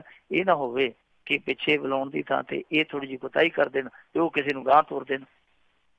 ਜੀ ਜੀ, ਅਗਲੀ ਆਪਾਂ ਮਿੰਟੂ ਜੀ ਗੱਲ ਕਰਦੇ ਹਾਂ ਵੀ ਕੈਪਟਨ ਸਰਕਾਰ ਹਾਰੀ, ਹਾਈ ਕੋਰਟ ਨੇ ਦਿੱਤਾ ਕਿਸਾਨਾਂ ਨੂੰ ਧਰਨੇ ਦਾ ਹੱਕ। ਦੇਖੋ, ਕੈਪਟਨ ਅਮਰਿੰਦਰ ਸਿੰਘ ਉਹੀ ਸ਼ਖਸ ਆ ਜਿਹੜਾ ਅਟਲ ਬਿਹਾਰੀ ਵਾਜਪਾਈ ਸਰਕਾਰ ਵੇਲੇ ਕਿਸਾਨਾਂ ਨੂੰ ਇੱਥੋਂ ਲਿਜਾ ਕੇ ਦਿੱਲੀ ਵਗ ਗਿਆ ਸੀ। ਦਿੱਲੀ ਵਗ ਗਿਆ ਸੀਗਾ ਜਾ ਕੇ। ਪਰ ਅੱਜ ਦੇਖੋ ਕੀ ਕਰਦਾ ਫਿਰਦਾ। ਜਿਨ੍ਹਾਂ ਕਿਸਾਨਾਂ ਦੀਆਂ ਚੌਖਟਾਂ ਤੇ ਜਾ ਕੇ ਮੱਥੇ ਰਗੜਦਾ ਸੀਗਾ ਕਿ ਹਾੜਾ ਹੋਏ ਮੈਨੂੰ ਇੱਕ ਵਾਰੀ ਜਿਤਾ ਦਿਓ, ਹਾੜਾ ਹੋਏ ਮੈਨੂੰ ਇੱਕ ਵਾਰੀ ਜਿਤਾ ਦਿਓ, ਅੱਜ ਉਹ ਬੰਦਾ ਕੀ ਕਰਦਾ ਆ ਕਿ ਜਾ ਕੇ ਹਾਈ ਕੋਰਟ ਨੂੰ ਕਹਿੰਦਾ ਕਿ ਤੁਸੀਂ ਸਾਹਿਬ ਇਸ ਤਰ੍ਹਾਂ ਕਰ ਦਿਓ ਕਿ ਜਿਹੜਾ ਇਹਨਾਂ ਨੇ ਮੁਜ਼ਾਹਰਾ ਐਲਾਨਿਆ ਹੋਇਆ ਇਹਨੂੰ ਗੈਰ ਕਾਨੂੰਨੀ ਕਰਾਰ ਦੇ ਦਿਓ। ਔਰ ਕਮਾਲ ਦੀ ਗੱਲ ਤੇ ਇਹ ਆ ਕਿ ਹਾਈ ਕੋਰਟ ਨੇ ਇਸ ਗੱਲ ਨੂੰ ਬਿਲਕੁਲ ਮੂਲੋਂ ਹੀ ਰੱਦ ਦਿੱਤਾ। ਉਹ ਕਹਿੰਦੇ ਕਿ ਕਿਸਾਨਾਂ ਦੀਆਂ ਮੰਗਾਂ ਕੋਈ ਨਜਾਇਜ਼ ਥੋੜੀ ਆ, ਉਹ ਜਾਇਜ਼ ਮੰਗਾਂ ਨੇ। ਔਰ ਮੰਗਾਂ ਮੰਗਣ ਦਾ ਹਰੇਕ ਬੰਦੇ ਨੂੰ ਅਧਿਕਾਰ ਆ, ਉਹਨੂੰ ਹੱਕ ਆ। ਅਸੀਂ ਕਿਸਾਨਾਂ ਦਾ ਹੱਕ ਕਿਵੇਂ ਖੋ ਸਕਦੇ ਹਾਂ? ਅਸੀਂ ਇਹਨਾਂ ਦੇ ਪ੍ਰਦਰਸ਼ਨ ਨੂੰ ਕਿੱਦਾਂ ਕਹਿ ਸਕਦੇ ਹਾਂ ਕਿ ਇਲੀਗਲ ਆ, ਗੈਰ ਕਾਨੂੰਨੀ ਆ? ਫਿਰ ਹਾਈ ਕੋਰਟ ਨੇ ਅੱਜ ਇਹ ਹੁਕਮ ਦਿੱਤਾ ਕਿ ਇਹ ਨਾ ਸਿਰਫ ਰੋਸ ਮੁਜ਼ਾਹਰਾ ਹੋਏਗਾ, ਬਲਕਿ ਇਸ ਮੁਜ਼ਾਹਰੇ ਲਈ ਤੁਸੀਂ ਰੋਟੀ ਪਾਣੀ ਦਾ ਵੀ ਪ੍ਰਬੰਧ ਕਰੋਗੇ ਜੀ। ਔਰ ਤੁਸੀਂ ਇਸ ਮੁਜ਼ਾਹਰੇ ਲਈ ਇੱਕ ਥਾਂ ਵੀ ਰਿਜ਼ਰਵ ਕਰਕੇ ਦਿਓਗੇ। ਹੁਣ ਥਾਂ ਤੇ ਆ ਕੇ ਪੇਚ ਫਸ ਗਿਆ। ਇਹ ਕਹਿੰਦੇ ਜੀ ਅਸੀਂ ਸ਼ੇਰ ਮਾਜਰੇ ਥਾਂ ਦੇ ਦਿੰਦੇ ਹਾਂ, ਕਦੀ ਕਹਿੰਦੇ ਸੀ ਕਿ ਜੀ ਉਹ ਪਟਿਆਲੇ ਤੋਂ 8-10 ਕਿਲੋਮੀਟਰ ਦੂਰ ਪਰ ਇੱਕ ਦਾਣਾ ਮੰਡੀ ਆ, ਉਹਦੇ 'ਚ ਆ ਜਾਣਾ, ਅਸੀਂ ਉੱਥੇ ਥਾਂ ਦੇ ਦਿੰਦੇ ਹਾਂ। ਕਿਸਾਨਾਂ ਨੇ ਆਖਿਆ ਨਹੀਂ, ਸਾਨੂੰ ਜਗ੍ਹਾ ਚਾਹੀਦੀ ਆ। ਤੇ ਜਗ੍ਹਾ ਚਾਹੀਦੀ ਆ ਜਦੋਂ ਸੰਗਰੂਰ ਨੂੰ ਆਈਏ, ਪਿੰਡ ਮਹਿਮੂਦਪੁਰ, ਉਹ ਕਹਿੰਦੇ ਕਿ ਮਹਿਮੂਦਪੁਰ ਦੀ ਜਗ੍ਹਾ ਸਾਨੂੰ ਚਾਹੀਦੀ ਆ। ਤੇ ਫਿਰ ਉਹਦੇ 'ਚ ਆ ਕੇ ਹਾਈ ਕੋਰਟ ਦੀ ਵੀ ਸਹਿਮਤੀ ਬਣ ਗਈ, ਕਿਸਾਨਾਂ ਦੀ ਵੀ ਸਹਿਮਤੀ ਬਣ ਗਈ, ਸਰਕਾਰ ਨੇ ਵੀ ਹਾਂ ਕਰ ਦਿੱਤੀ। ਪਰ ਇਹਦਾ ਮਤਲਬ ਇਹ ਹੋਇਆ ਕਿ ਕੈਪਟਨ ਸਰਕਾਰ ਦੇ ਮੂੰਹ ਤੇ ਉੱਥੇ ਵੀ ਇੱਕ ਨਮੋਸ਼ੀਜਨਕ ਥੱਪੜ ਪਿਆ। ਥੱਪੜ ਇਸ ਕਰਕੇ ਮੈਂ ਕਹਿ ਰਿਹਾ ਕਿਉਂਕਿ ਇਹ ਦੇਖੋ ਉਹਨਾਂ ਦੀਆਂ ਮੰਗਾਂ ਮੰਨਣ ਦੀ ਥਾਂ ਤੇ ਜਾਂ ਮੰਗਾਂ ਮੰਨ ਲੈਣ ਦਾ ਭਰੋਸਾ ਦੇਣ ਦੀ ਥਾਂ ਤੇ ਹਾਈ ਕੋਰਟ 'ਚ ਕਾਨੂੰਨ ਦਾ ਸਹਾਰਾ ਲੈਣ ਚਲੇ ਗਏ ਆ ਤੇ ਕਾਨੂੰਨ ਦੀ ਆੜ ਹੇਠ ਅਸੀਂ ਇਹਨਾਂ ਦਾ ਜਿਹੜਾ ਪ੍ਰਦਰਸ਼ਨ ਆ ਉਹ ਫੇਲ ਕਰ ਦਈਏ। ਇਹ ਜਿਹੜੇ ਹੱਕ ਮੰਗਦੇ ਪਏ ਆ ਇਹਨਾਂ ਦੀ ਅਸੀਂ ਜ਼ੁਬਾਨ ਹੀ ਖਿੱਚ ਲਈਏ। ਪਰ ਉਹ ਤੇ ਭਲਾ ਹੋਵੇ ਹਾਈ ਕੋਰਟ ਦਾ। ਵੈਸੇ ਵੀ ਅੱਜ ਕੱਲ੍ਹ ਹਾਈ ਕੋਰਟ ਪੂਰੀ ਫਾਰਮ 'ਚ ਆ। ਹਾਈ ਕੋਰਟ ਨੇ ਸਾਫ਼ ਕਰ ਦਿੱਤਾ ਕਿ ਨਹੀਂ ਏਦਾਂ ਨਹੀਂ ਹੋ ਸਕਦਾ। ਪਰ ਇਹ ਉਹੀ ਸਰਕਾਰ ਆ ਜਿਹੜੀ ਨਾਅਰਾ ਲਾ ਕੇ ਆਈ ਸੀਗੀ ਕਿ ਕਰਜ਼ਾ ਕੁਰਕੀ ਖਤਮ, ਫਸਲ ਦੀ ਪੂਰੀ ਰਕਮ। ਇਹ ਕਿਹੜੀ ਫਸਲ ਦੀ ਰਕਮ ਦੇ ਰਹੇ ਹੋ ਭਾਈ? ਇਹ ਕਿਹੜਾ ਕਰਜ਼ਾ ਮਾਫ਼ ਕਰਦੇ ਪਏ ਹੋ? ਕਦੇ ਬੁੜੀਆਂ ਤੇ ਕੇਸ, ਕਦੇ ਕਿਸਾਨ ਆਗੂਆਂ ਦੇ ਘਰਾਂ 'ਚ ਰੇਡ, ਕਦੇ ਪਿੰਡਾਂ 'ਚ ਮਨਿਆਦੀ, ਕਦੇ ਕੁਛ ਕਦੇ ਕੁਛ। ਇਹ ਤੁਹਾਡੀ ਕਿੱਥੋਂ ਦੀ ਕਿਸਾਨੀ ਸੇਵਾ ਭਾਈ? ਦੂਜੀ ਗੱਲ ਜਿਹੜੀ ਆ, ਇਸ ਸਮੇਂ ਸਰਕਾਰ ਜਿਸ ਤਰ੍ਹਾਂ ਕੰਮ ਕਰਦੀ ਪਈ ਆ ਉਹ ਤੋਂ ਇਹ ਨਜ਼ਰ ਆਉਂਦਾ ਕਿ ਟਕਰਾਅ ਤੇ ਚੱਲੇਗਾ। ਕਿਸਾਨ ਜਥੇਬੰਦੀਆਂ ਔਰ ਸਰਕਾਰ ਦੇ ਦਰਮਿਆਨ ਟਕਰਾਅ ਤੇ ਇੱਕ ਹੋਣਾ ਹੀ ਆ। ਪਰ ਇਹਦੇ ਵਿੱਚ ਇਹ ਦੇਖੋ ਕਿ ਸਰਕਾਰ ਜੇ ਹਾਈ ਕੋਰਟ ਪਹੁੰਚ ਗਈ ਆ, ਕੱਲ ਨੂੰ ਉਹ ਕੋਈ ਹੋਰ ਸਖਤ ਕਾਨੂੰਨ ਵੀ ਬਣਾ ਸਕਦੀ ਹੈ। ਜੇ ਲੱਗਿਆ ਤਾਂ ਇੱਕ ਇੱਦਾਂ ਦਾ ਸਖਤ ਕਾਨੂੰਨ ਵੀ ਬਣਾਇਆ ਜਾ ਸਕਦਾ। ਔਰ ਅੱਗੇ ਸੈਂਟਰ ਦੇ ਵਿੱਚ ਇੱਕ ਇਹੋ ਜਿਹਾ ਕਾਨੂੰਨ ਬਣ ਜਾ ਰਿਹਾ, ਮੈਂ ਤੁਹਾਡੀ ਜਾਣਕਾਰੀ ਲਈ ਦੱਸ ਦੇਵਾਂ, ਬਹੁਤਾ ਸਾਡਾ ਭਾਰਤੀ ਮੀਡੀਆ ਨਹੀਂ ਦੱਸਦਾ ਉਸ ਬਾਰੇ। ਇੱਥੇ ਇੱਕ ਜਿਹੜਾ ਕਿਰਤ ਕਾਨੂੰਨ ਆ, ਜਿਹਨੂੰ ਆਪਾਂ ਲੇਬਰ ਲਾਅ ਕਹਿ ਦਿੰਦੇ ਆ, ਉਸ ਕਿਰਤ ਕਾਨੂੰਨ ਦੇ ਵਿੱਚ ਸੋਧ ਕੀਤੀ ਜਾ ਰਹੀ ਹੈ। ਔਰ ਸੋਧ ਕਮਾਲ ਦੀ ਕੀਤੀ ਜਾ ਰਹੀ ਹੈ ਕਿ ਜੀ ਜਿਹੜਾ ਵੀ ਕੋਈ ਹੜਤਾਲ ਦੇ ਵਿੱਚ ਸ਼ਾਮਲ ਹੁੰਦਾ, ਹੜਤਾਲ ਦੀ ਕੋਈ ਨੁਮਾਇੰਦਗੀ ਕਰਦਾ ਹੈ ਜਾਂ ਹੜਤਾਲ ਦੀ ਇਮਦਾਦ ਕਰਦਾ ਕੋਈ ਮਜ਼ਦੂਰ, ਉਹਨੂੰ 25,000 ਤੱਕ ਜੁਰਮਾਨਾ ਠੋਕੋ, ਉਹਨੂੰ 1 ਮਹੀਨੇ ਤੱਕ ਜੇਲ੍ਹ ਦੇ ਵਿੱਚ ਸਿੱਟ ਦਿਓ। ਇਸ ਤਰ੍ਹਾਂ ਦਾ ਕਾਨੂੰਨ ਲਿਆਂਦਾ ਜਾ ਰਿਹਾ ਹੈ। ਔਰ ਕਮਾਲ ਦੀ ਗੱਲ ਤੇ ਇਹ ਆ ਕਿ ਕੋਈ ਵਿਰੋਧ ਹੀ ਨਹੀਂ ਕਰਦਾ ਪਿਆ ਉਸ ਕਾਨੂੰਨ ਦਾ। ਜੇ ਇਸ ਤਰ੍ਹਾਂ ਦੇਖੋ ਪ੍ਰਦਰਸ਼ਨ ਕਰਨ ਦੇ, ਰੋਸ ਕਰਨ ਦੇ ਵੀ ਹੱਕ ਅਧਿਕਾਰ ਖੋਹ ਲਏ ਜਾਣਗੇ ਤੇ ਫਿਰ ਕਿੱਧਰ ਜਾਏਗਾ ਕਿਸਾਨ, ਕਿੱਧਰ ਜਾਏਗਾ ਮਜ਼ਦੂਰ? ਇਸ ਦੇਸ਼ ਦੀ ਬਦਕਿਸਮਤੀ ਇਹ ਆ ਕਿ ਜਿੰਨੇ ਥੋੜੇ ਬਹੁਤ ਹੱਕ ਮਿਲੇ ਆ ਉਹਨਾਂ ਵਰਗਾਂ ਨੂੰ, ਜੋ ਮਿਹਨਤਕਸ਼ ਵਰਗ ਆ, ਉਹ ਹੱਕ, ਉਹ ਅਧਿਕਾਰ ਵੀ ਖੋਹਣ ਨੂੰ ਫਿਰਦੇ ਆ। ਜੇ ਹੱਕ ਅਧਿਕਾਰ ਵੀ ਖੋਏ ਗਏ ਤੇ ਫਿਰ ਅੰਗਰੇਜ਼ ਰਾਜ ਤੇ ਕਾਲੇ ਅੰਗਰੇਜ਼ ਰਾਜ ਦੇ ਵਿੱਚ ਕੋਈ ਫਰਕ ਨਹੀਂ ਰਹਿ ਜਾਏਗਾ। ਵੈਸੇ ਵੀ ਲੋਕ ਕਹਿੰਦੇ ਆ ਕਦੀ ਕਦੀ ਅੱਕੇ ਹੋਏ ਕਿ ਇਹਨਾਂ ਕਾਲੇ ਅੰਗਰੇਜ਼ਾਂ ਦੇ ਨਾਲ ਤੇ ਗੋਰੇ ਅੰਗਰੇਜ਼ ਚੰਗੇ ਸੀ। ਜੇ ਇਸ ਤਰ੍ਹਾਂ ਦਾ ਕੰਮ ਚੱਲਦਾ ਰਿਹਾ ਫਿਰ ਲੋਕ ਪੱਕੇ ਤੌਰ ਤੇ ਕਹਿਣ ਲੱਗ ਪੈਣਗੇ, ਕਿਉਂਕਿ ਧਾਰਨਾ ਹੀ ਬਣਨੀ ਹੈ ਨਾ। ਜਦੋਂ ਧਾਰਨਾ ਜਿਹੜੀ ਇਸ ਤਰ੍ਹਾਂ ਦੀ ਬਣਦੀ ਪਈ ਆ, ਉਹ ਧਾਰਨਾ ਅੱਗੇ ਚੱਲ ਕੇ ਇਸ ਦੇਸ਼ ਦਾ ਭਵਿੱਖ ਹੈ ਜਿਹੜਾ ਖਰਾਬ ਕਰ ਸਕਦੀ ਹੈ।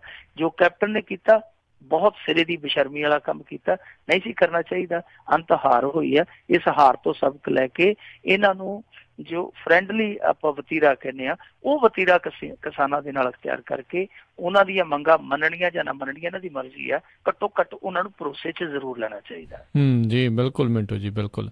ਅਤੇ ਜਾਂਦੇ ਜਾਂਦੇ ਆਪਾਂ ਗੱਲ ਕਰ ਲਈਏ ਵੀ ਬਾਬਾ ਫਰੀਦ ਜੀ ਦੇ ਮੇਲੇ ਤੇ ਡਿਪਟੀ ਕਮਿਸ਼ਨਰ ਨੇ ਇੱਕ ਸ਼ਾਇਰ ਨੂੰ ਰਚਨਾ ਪੜ੍ਹਨੋਂ ਰੋਕਤਾ ਤੇ ਵਿਵਾਦ ਛਿੜ ਗਿਆ ਆ ਹੁਣ।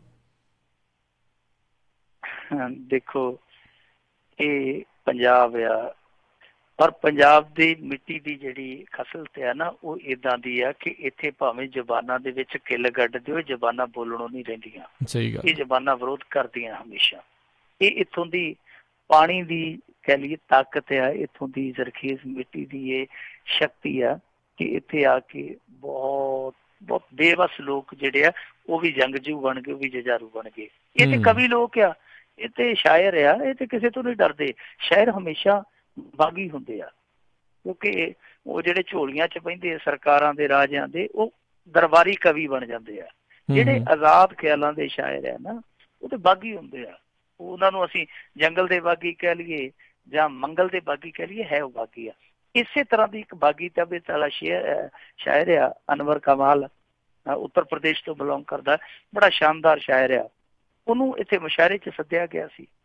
ਉਹਨੇ ਜਦੋਂ ਮੋਦੀ ਦੇ ਖਿਲਾਫ ਕੋਈ, ਵੈਸੇ ਖਿਲਾਫ ਨਹੀਂ ਮੈਂ ਕਹਿ ਸਕਦਾ, ਉਹ ਆਪਾਂ ਸ਼ਬਦ ਵਰਤ ਰਹੇ ਹਾਂ ਕਿ ਮੋਦੀ ਤੇ ਕੋਈ ਵੰਨਗੀ ਪੜ੍ਹਨੀ ਚਾਹੀਏ ਉਹਨੇ, ਪਰ ਉਹਨੇ ਸ਼ੁਰੂ ਕਰ ਦਿੱਤੀ।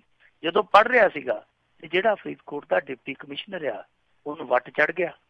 ਉਹ ਜਾ ਕੇ ਕੰਨ 'ਚ ਹੌਲੀ ਜਿਹੇ ਕਹਿੰਦਾ ਕਿ ਇਹਨੂੰ ਬੰਦ ਕਰ ਦਿਓ। ਉਹਨੇ ਆਖਿਆ ਕਿਉਂ, ਪਾਸੇ ਹੋ ਜਾਓ। ਔਰ ਕਮਾਲ ਦੀ ਗੱਲ ਆ ਕਿ ਡਿਪਟੀ ਕਮਿਸ਼ਨਰ ਉਹਦੇ ਕੰਨ 'ਚ ਫੁਸਫੁਸ ਕਰਦਾ ਰਿਹਾ ਔਰ ਉਸ ਸ਼ਾਇਰ ਨੇ ਬ੍ਰੇਕ ਨਹੀਂ ਲਾਈ। ਉਹਨੇ ਸਾਰੀ ਵੰਨਗੀ ਪੜ੍ਹ ਦਿੱਤੀ, ਸਾਰੀ ਰਚਨਾ ਪੜ੍ਹ ਕੇ ਉਹਨੇ ਕਿਹਾ ਹਾਂਜੀ ਹੁਣ ਜੋ ਹੁਕਮ ਕਰਨਾ ਕਰੋ, ਇਹ ਮੇਰਾ ਕੰਮ ਸੀ, ਮੈਂ ਕਰ ਦਿੱਤਾ। ਪਰ ਬਾਅਦ ਦੇ ਵਿੱਚ ਵੀ ਉਸ ਸ਼ਾਇਰ ਨੇ ਆਖਿਆ, ਉਹਨੇ ਆਖਿਆ ਸੱਚ ਆ, ਹਕੀਕਤ ਆ, ਤੁਸੀਂ ਸ਼ਹਿਰ ਦੀ ਜ਼ੁਬਾਨ ਕਿੱਦਾਂ ਚੁੱਪ ਕਰਾ ਸਕਦੇ ਹੋ? ਸਾਡਾ ਕੰਮ ਹੈ ਸੱਚ ਬੋਲਣਾ, ਔਰ ਇਹ ਕੰਮ ਅਸੀਂ ਹਿੰਦੁਸਤਾਨ ਦੇ ਚੱਪੇ ਤੇ ਕਰਾਂਗੇ, ਪੰਜਾਬ 'ਚ ਵੀ ਕਰ ਚੱਲੇ ਅਸੀਂ। ਸੋ ਇਹ ਬੜੀ ਸ਼ਰਮ ਵਾਲੀ ਗੱਲ ਆ। ਵੈਸੇ ਡਿਪਟੀ ਕਮਿਸ਼ਨਰ ਕਹਿੰਦਾ ਜੀ ਦੇਖੋ ਕਿਸੇ ਪਾਰਟੀਕੂਲਰ ਬੰਦੇ ਦੇ ਖਿਲਾਫ ਇੱਦਾਂ ਬੋਲਣਾ ਔਰ ਕਿਸੇ ਸਨਮਾਨਯੋਗ ਹਸਤੀ ਦੇ ਖਿਲਾਫ ਇੱਦਾਂ ਬੋਲਣਾ ਉਹ ਅਸੀਂ ਨਹੀਂ ਅਲਾਓ ਕਰਦੇ। ਇੱਕ ਸਾਡਾ ਵੇਖਣਾ ਫਰਜ਼ ਬਣਦਾ ਹੈ ਕਿ ਕਿਹੜਾ ਬੰਦਾ ਕਿਸ ਤਰ੍ਹਾਂ ਦਾ ਇੱਥੇ ਕੰਮ ਕਰਦਾ ਪਿਆ, ਕਿਉਂਕਿ ਇੱਕ ਸਮਾਜਿਕ ਮੇਲਾ ਹੈ, ਇਹ ਰਾਜਨੀਤਿਕ ਮੇਲਾ ਨਹੀਂ ਹੈ। ਪਰ ਉਸ ਬੰਦੇ ਨੂੰ ਇਹ ਦੱਸਣਾ ਪਏਗਾ ਕਿ ਜਦੋਂ ਉੱਥੇ ਦੂਸਰੇ ਸ਼ਾਇਰ ਜ਼ੁਲਫਾਂ ਦੀ ਗੱਲ ਕਰਦੇ ਪਏ ਸਨ, ਜਦੋਂ ਹੁਸਨ ਜਲਵਾਏ ਜੁੰਬਸ਼ ਦੀ ਗੱਲ ਕਰਦੇ ਪਏ ਸਨ, ਉਦੋਂ ਸਭ ਤੇ ਚੁੱਪ ਕਰਕੇ ਬੈਠੇ ਸੀ, ਉਦੋਂ ਤੇ ਸਵਾਦ ਲੈ ਰਹੇ ਸੀ, ਉਦੋਂ ਤੇ ਚਟਕਾਰੇ ਲੈ ਰਹੇ ਸੀ। ਤੇ ਜਦੋਂ ਗੱਲ ਆ ਗਈ ਸੱਤਾ ਸਤਾਪਤੀ ਵਿਰੋਧ ਦੀ ਗੱਲ ਆ ਗਈ, ਉਦੋਂ ਉਹਨਾਂ ਦੇ ਢਿੱਡ 'ਚ ਵੱਟ ਪੈ ਗਈ। ਜੀ ਬਹੁਤ ਬਹੁਤ ਮਾੜੀ ਗੱਲ ਆ। ਦੇਖੋ ਸ਼ਾਇਰ ਦਾ ਕਿਸੇ ਦੇ ਨਾਲ ਕੋਈ ਨਿੱਜੀ ਵਿਰੋਧ ਨਹੀਂ ਹੁੰਦਾ। ਉਹ ਜੋ ਆਲੇ ਦੁਆਲੇ ਸਾਡੇ ਸਮਾਜ ਦੇ ਵਿੱਚ ਘਟਦਾ ਹੈ ਉਹਨੂੰ ਆਪਣੇ ਅਲਫਾਜ਼ਾਂ 'ਚ ਪਰੋ ਕੇ ਸਮਾਜ ਦੇ ਵਿੱਚ ਰੱਖਦਾ। ਸਮਾਜ ਨੇ ਫੈਸਲਾ ਕਰਨਾ ਕੀ ਠੀਕ ਆ ਕੀ ਗਲਤ ਆ, ਪਰ ਉਹਨਾਂ ਦੀ ਜ਼ੁਬਾਨ ਤੇ ਤਾਲਾਬੰਦੀ ਕਰਨ ਦੀ ਕੋਸ਼ਿਸ਼ ਇਹ ਮੇਰੇ ਖਿਆਲ ਦੇ ਨਾਲ ਬਹੁਤ ਕੋਝਾ ਯਤਨ ਆ। ਪਰ ਅਫਸੋਸ ਦੀ ਗੱਲ ਆ ਕਿ ਪੰਜਾਬ ਵਰਗੀ ਧਰਤੀ ਤੇ ਕੋਝਾ ਯਤਨ ਹੋਇਆ। ਮੈਨੂੰ ਲੱਗਦਾ ਕਿ ਇਹਨੂੰ ਜਿੰਨਾ ਵੀ ਕੰਡੈਮ ਕਰ ਲਈਏ ਥੋੜਾ ਸਾਡੇ ਡਿਪਟੀ ਕਮਿਸ਼ਨਰ ਸਾਹਿਬ ਨੂੰ ਸੋਚਣਾ ਚਾਹੀਦਾ ਕਿ ਇੱਥੇ ਇਕੱਲਾ ਸ਼ਹਿਰ ਨਹੀਂ, ਇੱਥੇ ਪੰਜਾਬ ਦਾ ਮੇਰੇ ਖਿਆਲ ਦੇ ਨਾਲ ਇੱਕ ਬਹੁਤ ਵੱਡਾ ਵਰਗ ਆ ਜਿਹੜਾ ਮੋਦੀ ਦੇ ਖਿਲਾਫ ਕਵਿਤਾਵਾਂ ਨਹੀਂ ਪਰ ਗੱਲਾਂ ਜ਼ਰੂਰ ਕਰਦਾ ਤੇ ਸ਼ਰੇਆਮ ਕਰਦਾ। ਜੀ ਜੀ, ਤੇ ਬਹੁਤ ਬਹੁਤ ਧੰਨਵਾਦ ਮਿੰਟੂ ਗੁਰੂਸਰੀਆ ਜੀ, ਤੁਸੀਂ ਸਾਡੇ ਨਾਲ ਜੁੜੇ, ਇਹਨਾਂ ਖਬਰਾਂ ਬਾਰੇ ਸਾਨੂੰ ਵਿਸਤਾਰ 'ਚ ਜਾਣਕਾਰੀ ਦਿੱਤੀਆਂ। ਅਗਲੇ ਬੁਲੇਟਿਨ ਤੱਕ ਲਈ ਤੁਹਾਡਾ ਬਹੁਤ ਬਹੁਤ ਧੰਨਵਾਦ, ਮਿਹਰਬਾਨੀ, ਸਤਿ ਸ਼੍ਰੀ ਅਕਾਲ। ਤੇ ਸਰੋਤਿਓ ਇੱਥੇ ਸਾਡਾ ਅੱਜ ਦਾ ਪ੍ਰੋਗਰਾਮ ਸਮਾਪਤ ਹੈ। ਮਿਲਾਂਗੇ ਅਗਲੇ ਬੁਲੇਟਿਨ 'ਚ, ਉਦੋਂ ਤੱਕ ਲਈ ਮੈਨੂੰ ਵੀ ਇਜਾਜ਼ਤ ਦਿਓ। ਮੇਰੇ ਵੱਲੋਂ ਵੀ ਤੁਹਾਨੂੰ ਸਾਰਿਆਂ ਨੂੰ ਬਹੁਤ ਪਿਆਰ ਸਤਿਕਾਰ ਸਾਹਿਬ ਦੋਨੋਂ ਅੱਜ ਜੁੜ ਕੇ ਨਿੱਘੀ ਜਿਹੀ ਸਤਿ ਸ਼੍ਰੀ ਅਕਾਲ। ਜਿਉਂਦੇ ਵਾਸਤੇ ਰਹੋ, ਹੱਸਦੇ ਖੇਲਦੇ ਰਹੋ, ਸੁਣਦੇ ਰਹੋ ਪੰਜਾਬੀ ਰੇਡੀਓ USA।